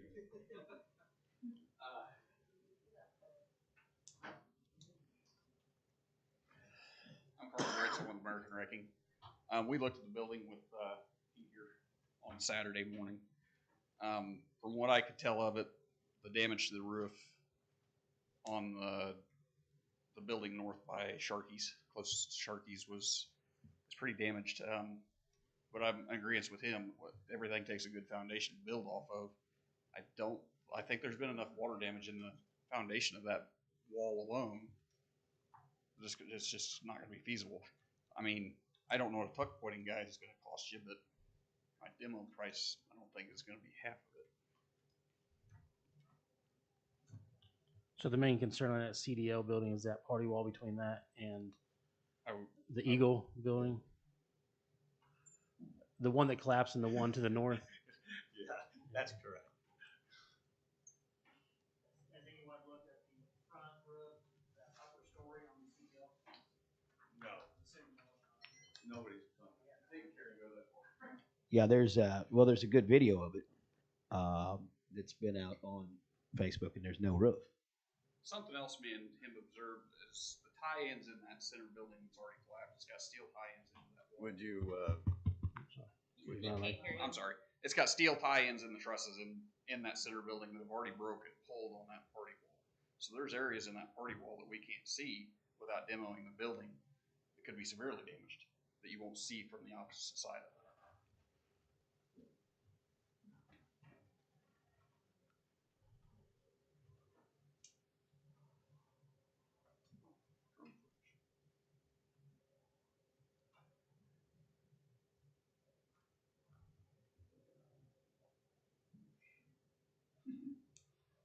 So Jeremy, while they're doing that, then my question is, if we decide to move on demolition of this, we're in a position to do that in terms of having demo people here and available, and will this be one decision at this point? If we decide to demo, we can move forward with it as rapidly as possible. You could, if you wanted to. We have one bid received now. Our engineer is going to have to create the specs and the design of the contract that the contractor would then agree to in terms of the terms. We have to put our faith in the engineer that he's going to, confirm what needs to be done and how it needs to be done and what materials need to be used and the process in general. But if you wanted to move forward, we believe that we could do that. So we could give the framework to get it done, and you can fill in the. We could. the And details. now I will tell you that there is also additionally one person or one company that has expressed an interest and is in the process of bidding as well that I will receive tomorrow, unless they don't. But you don't need anything else at this point in time that I'm aware of to move forward if that's your decision. And time is of the essence, so it's up to you. One of the things that one of the things I took away with this, and it's not on the agenda, but I took away from our meeting, I think it was last night or one of the 20 meetings we've had in the last 6-7 days, was that in conjunction with the demolition, we need to go out for immediately proposal or request for bids on the ceiling work that would need to be done. The ceiling process for the work that would need ceiling process. Ceiling, yeah. Sorry, for the work. Yeah, the ceiling. Just come on. There you go. On the bricks for the Hammond's building as well as the Sharkey's building, and the bricks need to be looked at. But that is something that you would be able. Is that correct? Because the type of brick used. I can just add a little bit to that. I actually did speak today to one of our local companies who explained to me that sealant process, I almost fell in the same trap, can only be accomplished once the demolition occurs. So, we have a little time with that, but yes, it does have to occur. Right. I was just meaning that the commission, I feel like the commission should go ahead and say we're going out, in conjunction with this, we should go ahead and start that process. Sure. I don't want to be saying we should have done this 2 weeks ago. No, but like Jeremy said, it's going to be kind of hard to get in there and estimate at this point. So we'll just follow up because the building needs to be out of the way because I don't think any ceiling company is going to go in the basement of that building right now to check it out. You probably should, but to Liz's point, if we can have our kind of ducks in a row. Ducks in a row, just yes. As soon as it's available. Too many times get this it has done. happened, so I'm just. I know. Yeah. Pete, did you have something? Yeah, I think that that we need to decide, are we going to try to save that facade, or are we going to try to save the two end buildings? I think that's our choice. I think that saving the two end buildings is more important than saving the facade. And if we do anything that would jeopardize either one of those two buildings, we would all be remiss. And I agree with Peter. I've looked at that wall, and I can't see that it would be feasible in any way to try to save the facade. I would love to, but I don't think that, with the magnitude of the length and the height of that wall, and with the old bricks that are in there, all the windows we're talking about, which it makes it even more unstable. I think that we're just left with the option of removing that wall and giving us a better opportunity to save the two end buildings. Right now, we have no guarantee that either one of those two buildings will survive the demolition. But the more we can do to help that, the better off we're going to be. I think that's our decision that we need to make here. Are we going to push for the facade, or are we going to push for the two end buildings? Pete, I for one, I feel the same way you do, and I feel like it's almost too late to push it for the facade because of the businesses we have adjacent to them, and we could, and Matthew, you bring up great points, and there's no doubt about it. Coulda, woulda, shoulda, but we got to start from this point forward. We got to have, and that's why we got this cop sitting behind you. He's one of the team that's going to be looking through all these buildings and everything because, like I said, we turn a blind eye to a lot of that. But now that all these small towns are coming back, we took a pretty big hit when Walmart came around, and everybody kind of gave up on main streets for 20, 30 years. But now they're finding out how quaint they are and how cool it is to shop downtown, and so it's. I think this could be a big blessing. If anything, we'll just call it that. I will say, we didn't make the tough decision to demo it the first time. We were trying to save it. Took it to the land bank, trying to save it. So the last thing I want to do is not make that tough decision again and lose more buildings because we didn't do it. Well, we could essentially say it cost us a building by Yeah. not making that decision. Yeah, well, yeah. The CDL building. The CDL building, right. We took it to land bank to try to save the building. It was in private properties. It was deteriorating. We took it. We had experts saying it could be saved, it could be repaired. It wasn't, so I'd hate to fall into that same trap saying, hey, we could possibly save it and lose more buildings on exactly the same thing that just happened. Even if we were to find someone to do a strategic demo to be able to save the facade, we're not just talking about 2 in buildings. We're also talking about one very established business that would have to be closed right after the pandemic. And I don't feel like it evens out in our decision. I feel like our decision's fairly clear. Well, and I don't know how many, I think it was mentioned, but there are 28 employees, give or take, that, the owner has mentioned oftentimes live paycheck to paycheck.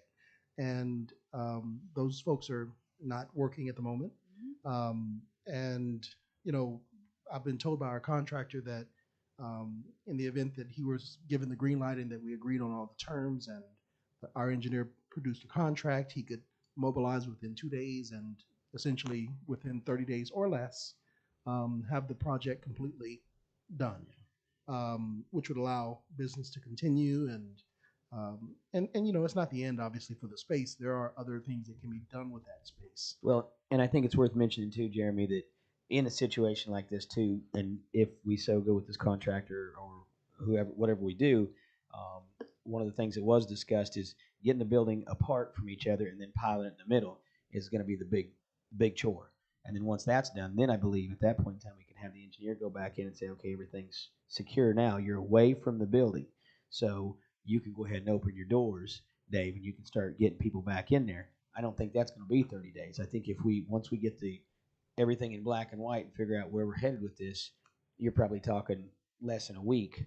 Then he's going to walk through there and peel everything back and either knock down every building around there or have us secure. Yeah, I think that's what he was telling us. Yeah, he was telling us, I said, realistically could have it 2 to 3 days, but I don't want to tell you that. And then something happens and it takes, so. It don't take long to knock one down. It just takes a long time to haul one off. Realistically, Sharky's could be open by next week. So it'll be a noisy lunch, but other than that. Yeah. So, but yeah, I knew you didn't want to say that out loud just in case something happens. So now it's pure conjecture. So yeah. With that, I would move that we approve to demo the Eagle Block and CDL building. You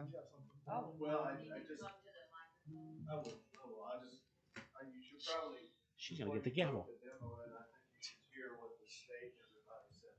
Yes. So there's a motion, but I'm going to stop it real quick. I just thought we had a really good meeting today with the state, SHPO, like I said before. I will tell you, I was a little bit off on the numbers before, so I want to correct myself. I got this from the state, so I'm going to read this. The federal program provides an income tax credit equal to 20% of qualified rehabilitation expenditures on income-producing properties. The state program provides a tax credit equal to 25% of qualified expenditures on income-producing or non-income-producing properties. And the project must meet the Secretary of the Interior standards for rehabilitation. So basically what this says, that if you were to keep the facade and it was an income-producing property, you could stack the federal and state credits together and you could get 45% tax credits on it. I'm not muddying the waters here, but I want to make sure I was before. So you flop them. State's actually 25%, the federal is 20%, and if it's an income producing property, stack them, you get 45% tax credits, which $1 million is $450,000, give or take. So there's that. Not trying to muddy the waters. I'm sorry, Robert, but those are available only after a tenant or an owner comes in and establishes a income producing business. Yes, if it's an income producing business, you get the federals on top of the state. If it's not an income producing business, if it's a parking lot or whatever, you just get the state's at 25%. So essentially you're saying if you save the facade. If you save the facade. Yeah, you could get that 25%. You get 45 if it's income producing. So, Right. It's for 20 instance, like 20 25 though if it was a parking lot. yeah. So like Independence, Kansas, I think they saved the facade and behind it they put in like a restaurant or something or some type of thing. Yeah, I get that. And so that's what they did. But I just wanted to. I'm just wanting to make sure I get the right information to you. So And then on the demolition side, the CBDG grant. yeah, that's a CDBG grant. So not wanting to bring up old wounds or anything, but so the state obviously said that some choices made or things that could have been done to. Am I losing it going in and out? No.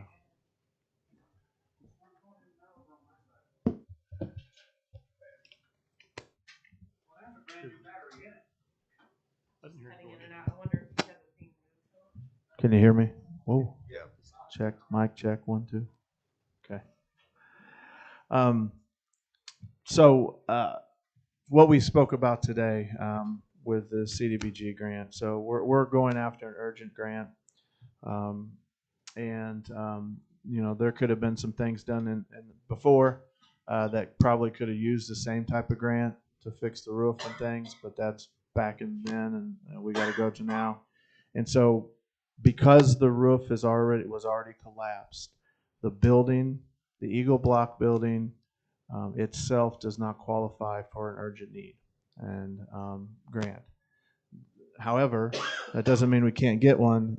When we write the narrative, we have to be very specific that the urgent need is not the Eagle Block building, but it's the fact that we're trying to save Sharkey's and the other building with Hammond's building. My question is, did you, the engineer, did you say something about not being able to save Hammond's, or were you saying that the building on the south? I just need to know. You're intending to save it, so okay.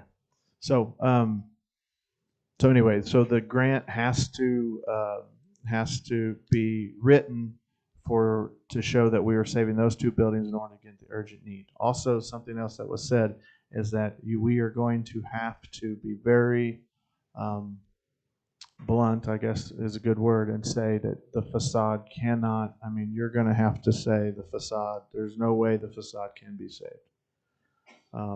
For them to come in and do, the way I took it, to do anything with demo or pay for demo, there has to be no chance at all for SHPO to help with it, that the facade can be saved.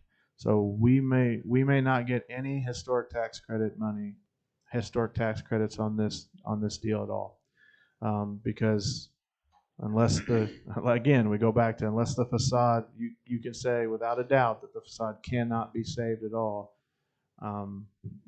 you are not going to get it. And we know that it can be saved for a year maybe, but so just so you know, the urgent need is going to be a CDBG grant. It's going to be specifically for saving Sharkey's and saving the Hammond's building, and that's probably the only money we will get from CDBG, and it's only going to be for shoring up the building. It will not pay for demo, so it's only going to be for shoring those walls up. The other thing I will tell you is the county did file a declaration of disaster. That has moved forward. It's in the hands of the state now. If the state approves that and moves it on to the president, and the president signs that declaration, then we open up the ability for FEMA dollars, which can help people like Dave's employees with lost wages and things, because if they lose wages during a disaster, there are ways to do that. Dave, I will tell you, we did talk about your employees and trying to get some lost wages and things for you today. They said the only thing they could think of is SBA, but that is a low interest loan. And so unless you want to go out and get a low interest loan to pay your employees and keep you going while we wait, there's really no other avenues other than that right now. There possibly could, and I think to check it on ARPA funding don't know if it even. Yeah. I That put even in is, a, so- I Yeah. actually put in a call today to the Office of Recovery, Yeah. and so I'm waiting for a response. I did forget about that. They want Dave to start signing loan papers. They well, I just don't think anyway. There is a chance that we may be able to use ARPA funds, but that has to be approved by the state. So we What's the time frame? I know we said in on the meeting today. Time frame to fill out application. I mean, we've got to get we got to have the engineer report where it basically says, because we sent them what we have, but from what I understand, and Jeremy, correct me if I'm wrong, they said that really that's not going to work. They need a better, more definite report. So we've sent them the pictures and stuff. We need to get I guess a more defined report from you to submit to the state. And in defense of our city engineer, he produced that in 24 hours. No, I know. And so it was really never meant to be a external report for Sure. Scientific purposes. It was more to inform us as to the condition of the building and what we're looking at. Yeah, So, I don't think they were saying it was a terrible report, and they knew it was a quick report, and so they just want a more in-depth report to do to have the clarification on CDBG.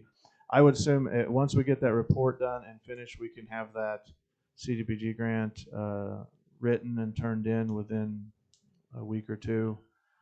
It is a reimbursement, so.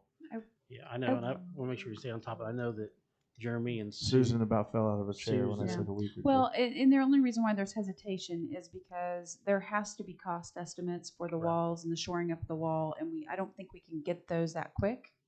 And so, but the state is fully aware of the need, and so it's not going to compete with any other CDBG funds that we're applying for, and so I feel like we have time. Okay. We have plenty of time. And I think city staff, I know Jeremy in the meeting today, they wanted you to be point on it and then work with Rachel and Allie and Jeremy, is what the state suggested. And as soon as we get those, I mean, it's whatever we can get in advance just to be ready. So I think another thing was, and you might have done it, was from KDHE. Did they ask for something from there? They met with. I think they were supposed to meet with KDHD today. I That haven't would be a heard. requirement that we have to go through. Right, and I think it's already in the works. Yeah, I think I haven't heard anything. I think about there's that. been you actually did a report today called down to So yeah, environmentals has to be done too. So Yeah. So maybe we'll shoot for a month. Is that good? Well, I don't know if I don't want to put you on the spot, but for a more robust, specific engineering report, something that would qualify based on the standards that they look for, is that a 30-day or less possibility, or is that probably more than 30 days? Okay. So, I didn't hear him. he said he can easily do it within the 30 days. He said you have to do it, Pete. I can help. So, great meeting today. I think the state is on. I mean, I've been on the phone with them all day, back and forth. So, anyway, I'm not. My opinion, what it's worth, what I charge you, which is nothing, for it. Because of Dave's circumstance and stuff, I just don't know if saving a facade's worth it, worth the tax credits you can get. But that's your choice and not mine. So. Whatever you do, we'll make sure that we work very hard on our side to make sure we get grant dollars and some funding in to help with all this. So, any more questions? Appreciate it. Thank you. I have a motion by Lindsay Watts. Can you restate that? Was it the demo? Approval of Eagle Block and CDL building demolition. I'm going to ask, so you have a second? I'll second it. I don't have a second, but I do now. Okay, so again, to add clarity, once we approve this, then the next step is to get the bids, and do we need to empower you to move forward with those, Jeremy, or can we empower you to move forward with those without having another meeting? Or We have the bid. We would run that through our city engineer. That's his specialty, and so he would make an apples-to-apples comparison of those bids and proposals and make sure that he recommends a recommendation, I would imagine. what And I then we would could- suggest is, sorry. I was gonna say, then we could have a special meeting. What I Yeah. suggest, and I talked to engineer and Bob, is to speed things up. Some of the things on here, if we decide wouldn't be entering a negotiation or a contract with you, but we could clarify a few points to speed up the process, and then maybe in the morning they can get a contract written up so we can make it as fast as possible if we decide to go with you. Yeah. Or, yeah, I mean, even if you don't mind, maybe even during the meeting, just a few things. I mean, I know we can't really go into executive session for it because it's nothing, but if we can clarify some points that Pete or engineer or whoever has concerns over, we'll do this motion real quick and then we can talk about it. So, Yeah, I don't mean to drag us out, but Yeah. I think Dave is sitting back there wanting to go as quickly as we Yeah, can, and I'm with him, so. Yeah. Okay. You can call the. Yeah, I'll call. Kevin Allen, Yes. Randy Nichols. Yes. Pete Allen. Well, I'm. All right, somebody shoot. Does this, I'd like to clarify that. Are we demoing the whole thing, or are we trying to save the facade, or what are we doing? No, Are it's we- the demo the whole approval thing. to Okay, we're- take it we're all demoing- down. Okay, yes, I'd say. Lindsay Watts. Yes. Josh Jones. Yes. All right, now we do have one proposal out. If you want to step to the mic, I don't know. Pete, did you have any concerns over the proposal that you would like to?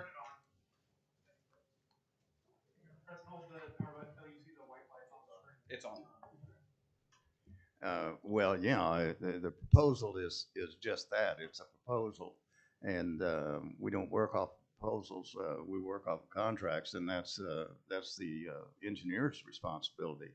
The job of doing the proposal or the contracts and the negotiations are through him. So until he comes up with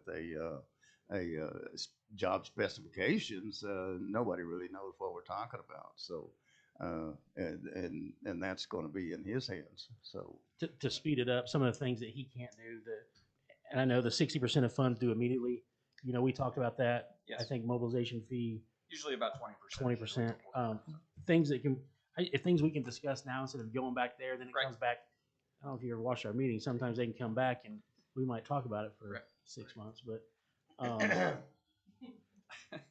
but anyways, we get some points that would go back to the engineer and to Jeremy. So that we can speed it up. sure we can. Any specific points? Demo breakouts. Short insurance. Insurance. Number 7, there'd be no responsibility taken by falling wall. That's in our insurance. We usually run 3-2 insurance. Yeah. 3 million covered, 2 million recovered. Standing wall, we do. I think it covers up to 12 stories, I believe. I haven't read it in a while, but that's what I ask for usually whenever we do insurance. I think that renews in January. And I know, Earls, you kind of looked it over. Was there any concerns that you had as far as the proposal that you would change? What's the time frame you're looking at if we decide to get a contract to bring back to the commission? I mean, I just don't want to leave here today without, and then not. No, what I'd suggest that if you want me to put it together, I would do it tomorrow. I mean, take off from his proposal and make it clear exactly what we expect. A question becomes the basement. Once it's all cleared out, what's his responsibility hauling everything off? How is the basement to be filled? With what? That's in his proposal or not? You know, just some of those items. Do you think you can have it done for a special meeting tomorrow? Yeah, I mean, I'll work on it immediately. We have some standard contracts, but then I'll use his proposal to create a contract for him. And then obviously be on the phone with Carl, make sure he's. I'm likely going to okay. be down here, so it's not a big deal. I need to go to Pittsburgh for some business. Well, that's where my office is in Pittsburgh. Okay. Yeah, I mean, if you could do that, and we could possibly hold a special meeting tomorrow to maybe approve or look over the contract. I know it's putting you on the spot, but. No, I think I understand the expedience of it. And so, yeah, I'd jump on it right away and get that thing done tomorrow. So are we already scheduled for 5:30 tomorrow night? I know, maybe not to do budget, but now can we have a meeting? Yeah, I'd say just do away with the budget work session. and- Yes. Good.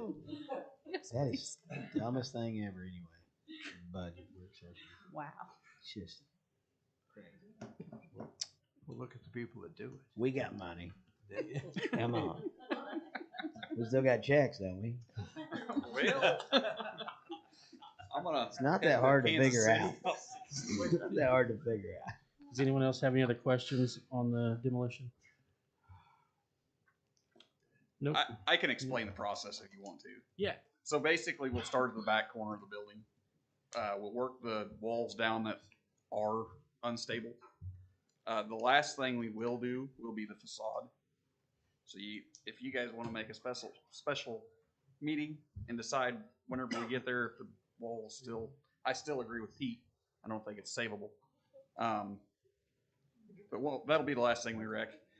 We'll wreck the collapsed building first, get it down, get it saved. Then we'll work on the CDL building. And I had talked with you guys earlier yesterday about possibly working certain hours and maybe letting him open up in certain hours just to let things go if that's okay with Pete. But basically getting everything down, getting it cleaned out, and then we'll go back in with a good compactable material after it's sealed. So there'll be a timeline in there. So the main thing is getting everything down and making it safe. Yes, and I did suggest yesterday putting in a drain package around the foundations as well to keep the water out of the basements. Yeah, I think that's something again with Earl's. Once we get it all cleaned out, then you go in there and assess the situation and whether it's going to take sump pump pits or whatever to keep the water out of there, because you're going to want to put some drain rock beside the buildings to make sure that if water does gather up there, that it has a chance to get out before it gets into Dave's basement. And, I mean- and aren't we required by KDHE to keep dust control down? Yes. So there'll be water coming on the building. Absolutely, there's going to be. We'll have to do that during demolition. During Yeah. demolition, we'll have to. So we'll have a man on site. And in order for the KDHE clearance that we're trying to get for tomorrow morning, the environmental guy that I brought in out of Kansas City came in, looked at it, and he took 2 samples of suspect materials. But off of his visual, he thinks it's still clean. But he's still going to put a man on site, going to watch me demo or watch whoever demo it. I'll suggest it. If they don't suggest me, that's fine. He'll watch everything come down as it comes down, and if he comes across something suspect, it'll go into a separate pile on plastic, and then they will put it in what they call a burrito wrap dumpster or truck. It'll get taken to a lined landfill and disposed of anywhere the KDHE will approve. Yeah, and they'll probably just. I'm assuming hook up to the fire plug or something like that Yes. for a hose. Yes. Keep it wet down. And that's another question. I mean, I'll ask you later about possibly getting water or meter for water use. Yeah, we got. That's what anytime we do waters, Bill have a meter you plug on the hydrant. My- Well, that.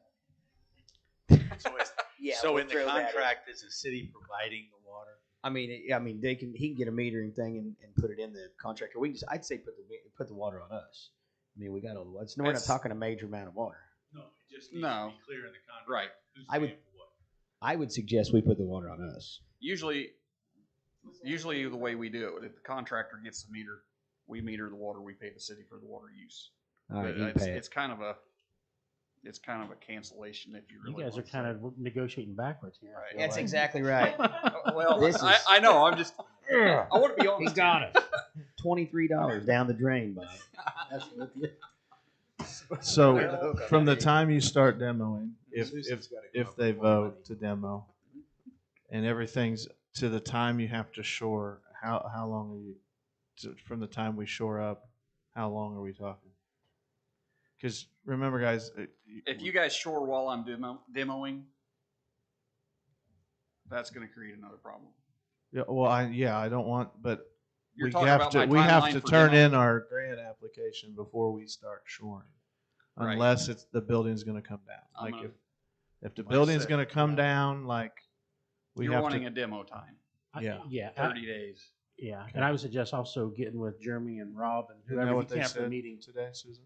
because the state needs a breakdown of a few things of what they will, what they won't reimburse, and Right. so I don't think it's too many things. So if Rob and Jeremy can get with you right after the meeting. Sure. They won't reimburse demo, but they'll reimburse shoring up. I just need to know a timeline so I can kind of state kind of an idea too. Yeah. I didn't know what they said. That we Yeah, had to you'll turn have in to the go through, you have to go through notices and all different kinds of things before you make. Yeah, yeah, it's just a requirement of HUD. And actually, we can do that because our meeting. You probably want to go ahead and leave, but you guys can do that tomorrow, whatever. Okay. So, all right. Any other questions?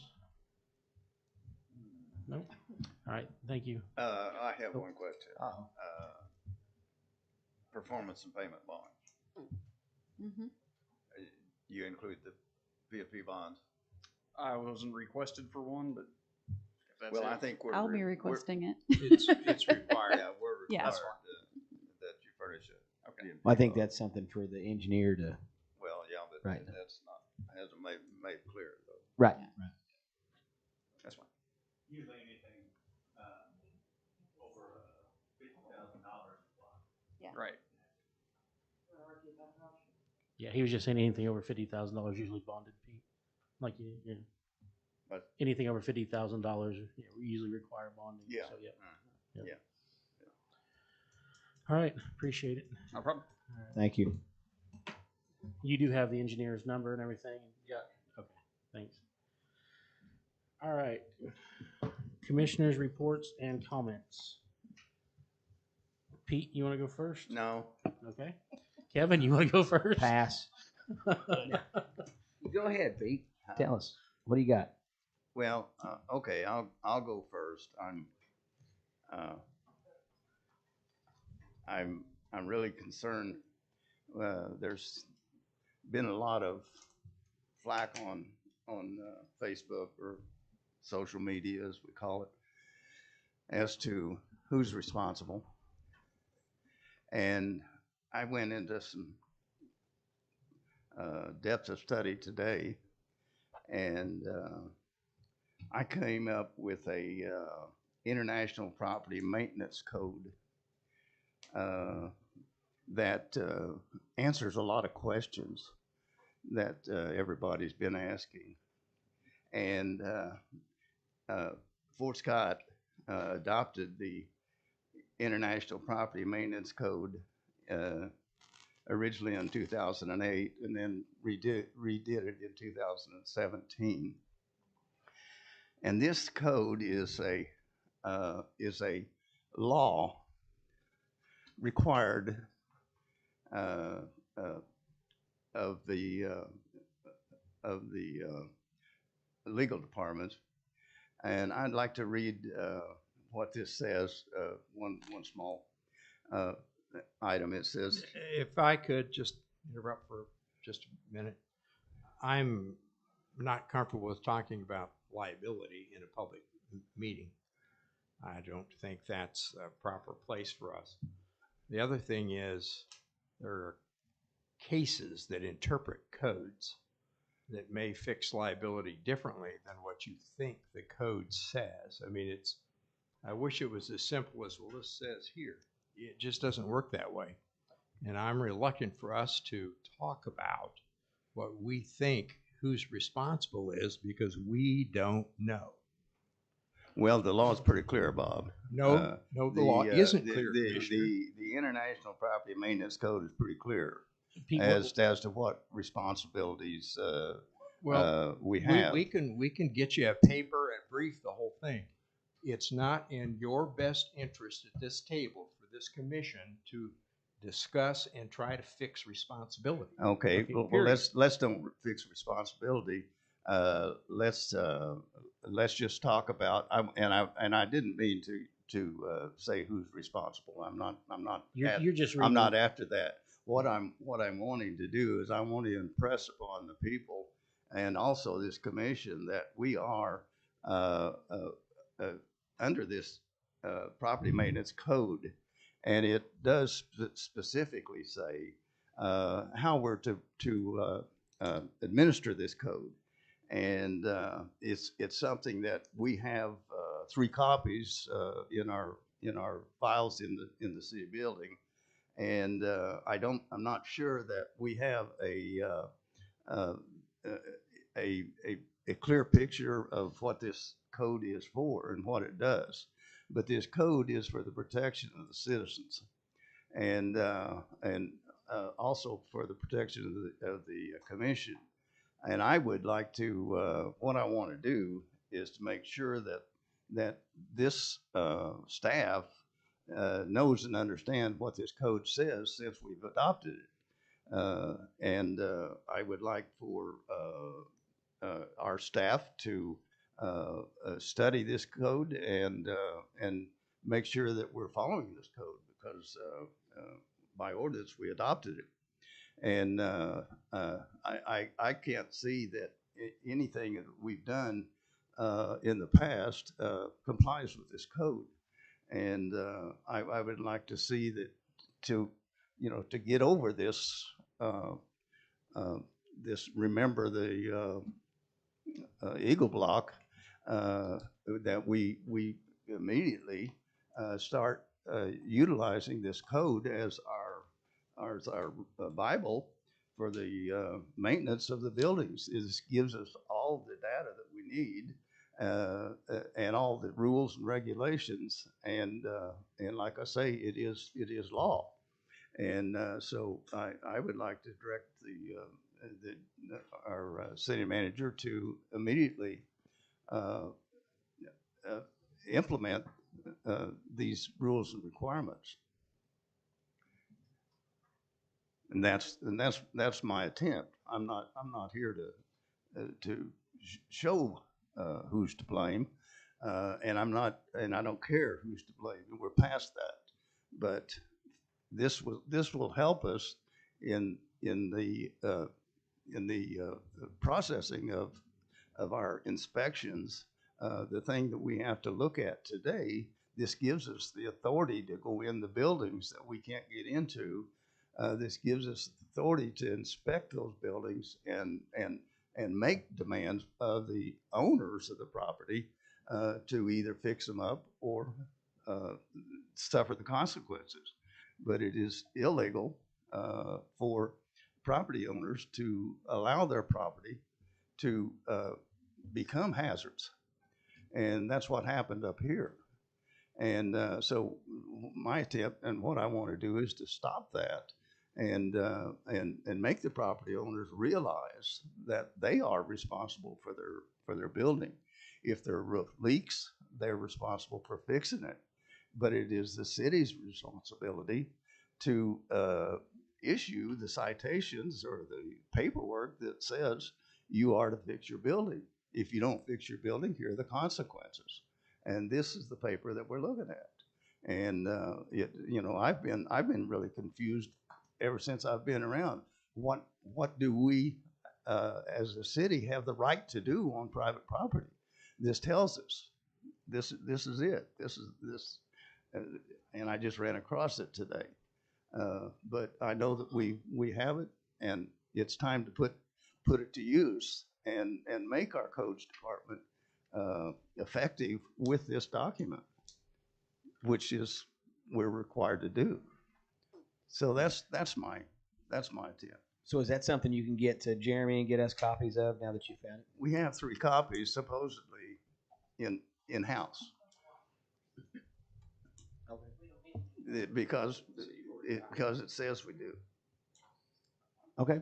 And so we have 3 copies, but yes, if we don't have or can't find them, it's very easy to find. It's International Property Maintenance Code 2012, and but that's what we need. Our codes department needs this as their Bible. So do we need to? I believe what we do, because I was on the planning commission, we did that. You'll adopt it, and then they'll pull out certain sections. If I remember right, is that right, Bob? Like the IBHC, They can pull out some. They've pulled out some, but he's right. I mean, we adopted that. The planning commission went through a year-long strategic plan, and that was part of it. And since then, it's really just been sitting on the shelf. Yeah. I mean, he's right. If you'll bring me your jump drives that I gave you in those last packets, I'll download it to it. I think I threw mine away. I didn't know what that thing was. I thought it was a tracing, something to trace me. My gosh. I don't know. It's Well, computer. I can send you the link. you know, if you want. All right, Pete, you have anything else? No. All right, Lindsay?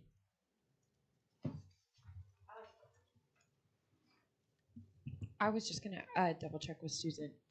Whenever I made the motion for the lake lots, where we, one of the things I mentioned that I don't know if it was made to be part of the motion was a resolution. I feel like that was how it was stated, that we were gonna have to do that. So was there working on a resolution to bring to the next commission meeting to be adopted? I just wanted to make sure that that was came through, so we weren't asking for that after the fact again. Is that it? Kevin? I just want to say, thank you to everybody for putting up with us. Sharky's, the other building. I can't recall their names. They're kind of new to town, but apologize for all the problems we've had in the last week or so, or less than a week. But I think we're getting to the point where we're getting some traction on it. Besides that, the parks and the lake, I think we got some work started, and I'm really excited about the new public works director being hired, because I think that hopefully he's going to hit the ground running and get everybody going in the right direction. And we've got ideas of different types of sheets, work related sheets, whatever those are called, to account for everybody's time. And not essentially to hold everybody accountable, but to hold everybody accountable. To find out what they did with their day and so on and so forth. That's a thing that any business does, is want to know what their guys were doing while there was 10 or 20 people out there. So I think that's going to be exciting too, and we're gonna see a lot of big things come up with the parks and the lakes and the streets, and I'm excited about that. That's all I have. Randy? A couple things. I think we made the right decision tonight, but I know that there's consternation in the community about the historic preservation of that. So I think I kind of owe a little bit of explanation. I know we could have probably delayed and gotten second opinions about could we have saved the CDL building, or is there another way to do that, or save the facade. And so my consideration, just so folks know, is A, the cost. I think that that was almost prohibitive for us to do. B, even if we delayed to get a second opinion over the next couple of days about the potential for saving some of those buildings, in my world where I used to practice, if you got two opinions, you had to pick one of the two. And in this case, the one that's of the greatest, I think, importance to us, both for being sure that people are safe as well as moving forward, is to go ahead with the demolition. So I think in the community they're going to ask about, well, could you have heard this or could you have heard that? Well, yes, we could have, but you have to, there's a time where you have to sort of fish or cut bait, and I think that we fished tonight, and it was the correct decision as hard as it was. So maybe that's an explanation for my thought process and why we move forward. And then in your business also, if you got a second opinion, you may be dead by the time you get the second opinion. Sometimes you had to decide. If someone told you you're going to get well and somebody told you weren't, you had to decide which course to take. And so, right. So that's where we were. And then also in my old business, I will remind everybody that COVID is not dead, and that it's surging in the area with a much more aggressive bug, and that immunizations are still out there. And I hope that people will continue to get questions answered about that and make their considerations for if they're not immunized, if they should do that. I'm concerned about the restart of school. I'm concerned about businesses like the restaurants not getting shut down again because of COVID. So I hope people are really paying attention to this most recent sort of reenactment of the pandemic. And with that, I'll shut up. I just had one thing, and I don't know, get a consensus of the commission or need to make a motion, but I'd like to give direction to Jeremy and Bob for the purpose of establishing a building review board that hopefully as we act on these, that it will be, hear any appeals related to the property maintenance code, occupancy inspection program, which we've had questions and concerns in the past. Just hopefully we can get ahead of it and catch, something from happening again like this. That board, I'd also like to focus on, abandoned buildings, things like that. I would prefer it be made up of other cities I've looked up, you know, an engineer, contractor, electrician, plumber, and then maybe one downtown citizen and one citizen at large. But I didn't know the commission's thought on moving forward with something like that. I think that that would be beneficial. We have a lot of buildings, not just in our historic area, that would benefit from this. And I think that it's not something new. We're not reinventing the wheel. We're getting on board and taking proactive steps forward, so that this doesn't happen again. And I think that between codes department changing and tweaking and moving forward there, as well as this, could be a benefit, because the street department, or the street advisory board, has made a lot of, like I said before, they've helped a lot, you know, with us moving forward on. We already have plans in place, but it also just adds that extra layer of community involvement. Yeah. So if things, you want to, yeah. yes. Do we need a motion for that, Bob? We need, well, I would say that what I was going to say was, I think we would need to ask staff to put it together, and we would approve. Just for clarity purposes, from a legal attorney standpoint, would those members be appointed by the commission or by? Yeah, I think so. Okay. Yeah. I don't. And it's nothing. And it's nothing new. I mean, they do it You can every do a well, motion. every It just town. gives us something to work on. Okay. Yeah, we'll do it. Do you need a motion or just direction? Just direction. So moved. So we gave it to Second. Now you got it. I am not taking roll. All right. Where's that sheet? I have There you just go. a brief comment. Oh, you didn't ask I for am proud of the way you guys have handled this problem downtown. It was a disaster. It happened quickly, and all hands on deck, and the staff has been focused. This is the hardest place to get focus, is right here. And it's easy to get sidetracked. Been here a long time, and it's easy to get sidetracked. But your comments, your focus on doing the best thing you can given the disaster that you're in, I think is the focus that needed to be made, and I'm proud of how you did it. Thank you. Appreciate Can, that. can I Thank you, dovetail on Dad. that just a second? Because the meeting I sat in on today, Rob, Susan, Rachel, Ally, Jeremy, our staff has really got their arms around this, are asking all the right questions, are moving the right direction, and we should be proud of them too. And I want to compliment them. Thanks, Bob. Absolutely. All right. I move that the city commission recesses into the executive session for the purpose of attorney-client privilege in pursuant to the attorney-client privilege exception KSA 75-4319B2. The meeting will take place in the city manager's room. The city commission, city manager, Bob Farmer, and Forrest Rhodes. How long do we need? Yep, we'll say the open meeting will resume at 8:35 in the commission room. No, we're gonna go in there since there's so many people. Yeah, I did. Sorry, we'll resume. Second. Okay. Pete Allen, Yes. Kevin Allen. Yes. Randy Nichols, Lindsay Watts. Yes. Josh Jones. Yes.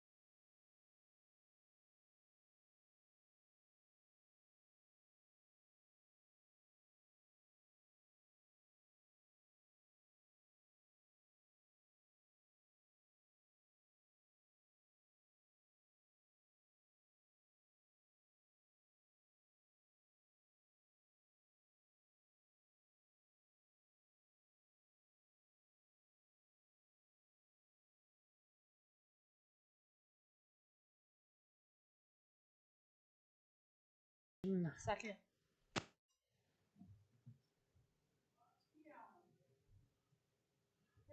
Oh, Pete said yes, and I said yes. Yes. Yes. I move the city commission recess an executive session for the purpose of attorney-client privilege pursuant to the attorney-client privilege exception in KSA 75-4319B2. The commission, the city manager, Bob Farmer, Forest Roads. Meeting will take place in city manager room, resume in city commission room in 15 minutes. Second. Getting good at that, Michael. Yes. Yes. Yes. Pete Allen said yes too.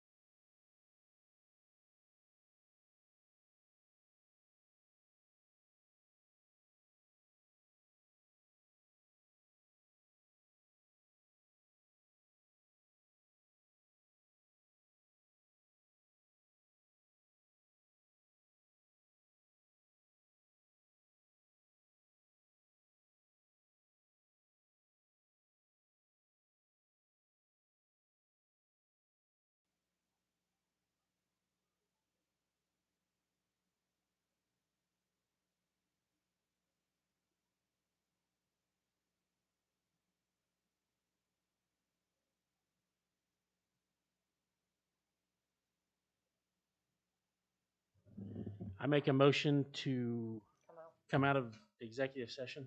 Second. Yes. Randy Nichols. Yes. Josh Jones. Yes. Kevin Allen. Yes. Pete Allen. Was there anything else, Bob? Was this it? Was that it? No? Okay. I make a motion to adjourn.